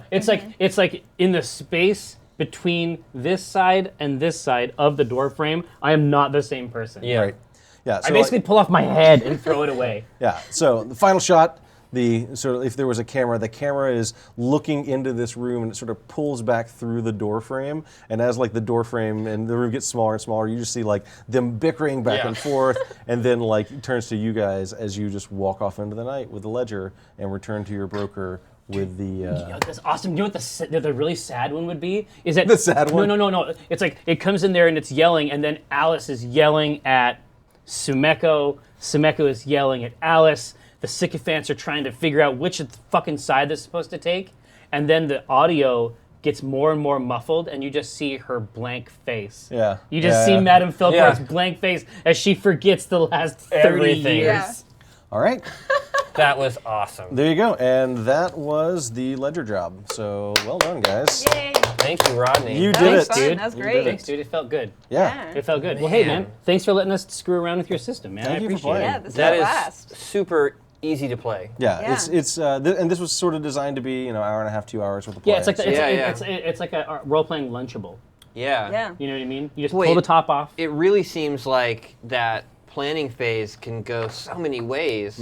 But limiting it is so good. Yeah. Yeah. The limit feels it feels like we have pressure, but Right. that we need to come up with something good. Yeah. Right? Yeah, exactly. Yeah. And if we were going to play for a little bit longer, I could have spent some heat to make that last scene a little more complicated. Yeah, but yeah, Can you give me an since we're- example of what you might have done Sure. for like so- 10 heat or so then I- six I one could've- heat? It's 4/7/20, right? For 12/20. There we go. So for 12, what I could have done was I could have spent the heat to introduce what I'd call a minor villain, and this is someone. So for context, both Lady Felcourt and her bodyguard Galvin Sumeko were effectively minor villains. They had Yeah. Okay. more hit points, more special abilities, stuff like that. So I could have spent that and said that basically. Interjected a new person into the adventure. Absolutely. And so, like, the one that I was thinking about doing before I saw how things were playing out was I was going to spend 12 and say that another noble had heard through the grapevine about this place. Oh, And was shit. trying to basically bust in, and you would have had to deal with this other noble Yeah. coming in Oh, that and would've been- trying that to would've break up been the party. awesome. Yeah. Because then Yeah. I would have had to actually be a maitre d'. Yes. And like go back and forth between the tables. Exactly. And like spin literal plates Wow. and figure Okay. And if we'd had a little more time, that's what I was going to do. But Sure. we're trying to wrap up soon. Yeah, so. we wanted to see it. Yeah. So if let's say I wanted to play X10 Gould and our cool crew again. Yeah. How do we move forward with Sure. characters? So obviously we set all this up for like a one shot, but there are campaign rules, and the way it works is basically you get some XP. So in this particular case, you would have gotten 1 XP for doing the job successfully, 1 for silencing Lady Felcourt so that she cannot reveal the content of the documents, and 1 for all of her sycophants not being physically harmed. So you guys would have gotten 3 XP. That goes into a pool, and on subsequent jobs, you can spend that to do things like get advantage dice because people have heard of you, like your reputation starts to so spread, it gives right? another sub-resource. Yeah, Gotcha. or you can spend it to give yourself more influence. So it's like, okay, we're going to go leverage, like this guy owes me a favor, so I'm going to go get some more. So you That's pool smart. it for a while for the big job. That's what XP does. And then the other side of it is you would have recurring characters and recurring storylines. And the way that works is basically we'd write down on a sheet like, okay, pick at the end of this session, like, we thought that Galvin Sumeko was a cool character or whatever, so he could come back again later. Right. And so then, like, every time he comes back again in a future job, and you guys could introduce him into the job by saying, like, I go talk to this because guy we or collaborate, whatever. right? Because when we do the legwork section, it'd be like, well, I want to go talk to Galvin. Yeah, exactly, right? Right. So, and maybe like his story becomes that, like, he's spurned by Lady Felcourt and then joins a cartel and becomes one of your contacts or whatever. Every time a character comes back in another session, another job, they have a bigger and bigger impact on the scene. So it starts out like the first time you bring someone back, they give you an advantage die on whatever you're trying to do, or a challenge die if they're hindering you. Okay. And then like the 3rd or 4th time, it's 2 dice, and the 5th time it's 3 or 4 dice. Because this is a major reoccurring. Yeah, it's sort of like a reoccurring character from a TV show. Like every time Right. they come back, they have a bigger, yeah, little bit bigger part. It's like basically, now they're in the credits. Yeah, exactly. Right? And then the last element is recurring storylines that basically you would pick a conflict that's important to you. So it might be like my cartel versus another cartel, or it might be like, oh, this guy, like you might say like, no, my storyline is that Galvin wants revenge, right? And so like Galvin getting revenge on me becomes your storyline, and every time that comes back into play, you make a mark basically, and after it's come back so many times, you get like a big climactic scene where that thing comes to a head, right? So it's all very story driven, and then once you do that, you get a special benefit that's like, now you have a goon that follows you around from your cartel because you're important, or you get promoted, or whatever, right? Wow. So, Okay. yeah. So there's sort of campaign play, but it's really focused on like recurring characters and recurring storylines. Yeah, this is nice and it's bite-sized, and I feel like It's compact. Like it's basically movie length, right? Yeah. Movie this length. is And it can be longer or shorter. Like this one is one of the shortest ones I've written. I've had other ones that can go like 4 hours is pretty typical, like one session. And then I have a few more complex ones, like the one where you rob a counting house that actually takes probably 3-ish 4-hour sessions. Yeah, so it's about 12 hours of play. It's more But like it's a still campaign. only 2 days? It's No, still... you get more days. Oh, okay. Right? So there's more obstacles, but you get more time to pull it off. Gotcha. Yeah. Have you played campaigns back to back? Yeah, Different I, campaigns? one of my regular playtest groups plays in campaign play, and they have recurring characters and storylines and stuff like that that keep coming back, and it works out pretty well because then people get excited about seeing characters, or even recurring villains are exciting. Well, no, it's but basically you're just making sequels, right? Yeah, At that point, it's like each time they come back, it's like, oh, it's like that favorite dude that I had from the other one. Yep. Yeah, I would like to see what the dungeon master side of it looks like Sure. in terms of like what an adventure looks like from your point of view, because it must be so loose. It is basically a sandbox. What I have is I have information on all the different pieces. So I have like a section that is the senator or Lady Felcourt or Galvin Sumeko, and it has like, here are the things that are true about this person, and that's it. However, whatever we do, those things are still going to be core. Yeah, those to are the facts. Right. So Galvin Sumeko being in love with Lady Hester or Lady Felcourt is just a thing that is true. Right. Right. And that came into play because of the work that you guys did and found that thing Well, out. yeah, right? exactly. Okay. Like identifying the Sumeko axis. Yeah. Just fucking broke the whole And thing in half. everything's sort of divided into like things that you can just know about, like the things that you know about on your cartel sheet. Like that is like I can just give that information out for free. And then there's information you can get by doing a little bit of legwork. Yeah, and by then there's working. information you can get by getting lucky and rolling boons on your legwork, like the being in love or whatever, or the fact that The perfume. or the perfume, yep, or the fact that Mistress Allura is actually a sorcerer and not a charlatan. Oh, right, yeah. Right? Yeah, Like, that was a big surprise to me. yeah. Yeah. And that could have been something that if you had chosen to, you could have leveraged. Like, hey, we're going to pay her to do some sorcery for us or whatever. Oh, there's a million ways it could have gone. Yeah, Yeah, that's exactly. what I'm saying. Like from your point of view. Yep, I just have all the things that are true, and then I like react to your plan. And then the systems Wow. and roles are pretty loose. I mean, Yep. we try to find the skill that works best. Yep. And sometimes it's And, anything else. and sometimes Yep. it's a coin flip. That's Yeah. right. Are there campaigns that that work with different numbers of people? Like, what is the maximum? It's sort of self-correcting with like the amount of heat you generate. Yeah. Is, And the sort amount of of things that you can self-correcting pull off at the higher Exactly. threshold. Yeah. Okay, so Yep. what And I can can adjust it. So like if for some reason like we were going to play with just the three of us, I might remove an element from a scenario so that you don't have to deal with that obstacle. Oh, sure. And is there like a maximum number of players? Right now, I think it 11 tops would out be- at, tops out at judge plus 5. Okay, cool. Yeah. That's great. Cool. Well, thanks a lot. Thank you man. very Guys, much. thanks for Rodney. playing. Appreciate Really it. appreciate it. Thanks for hanging out, channel. for Thanks for watching. watching, internet. Thanks, guys.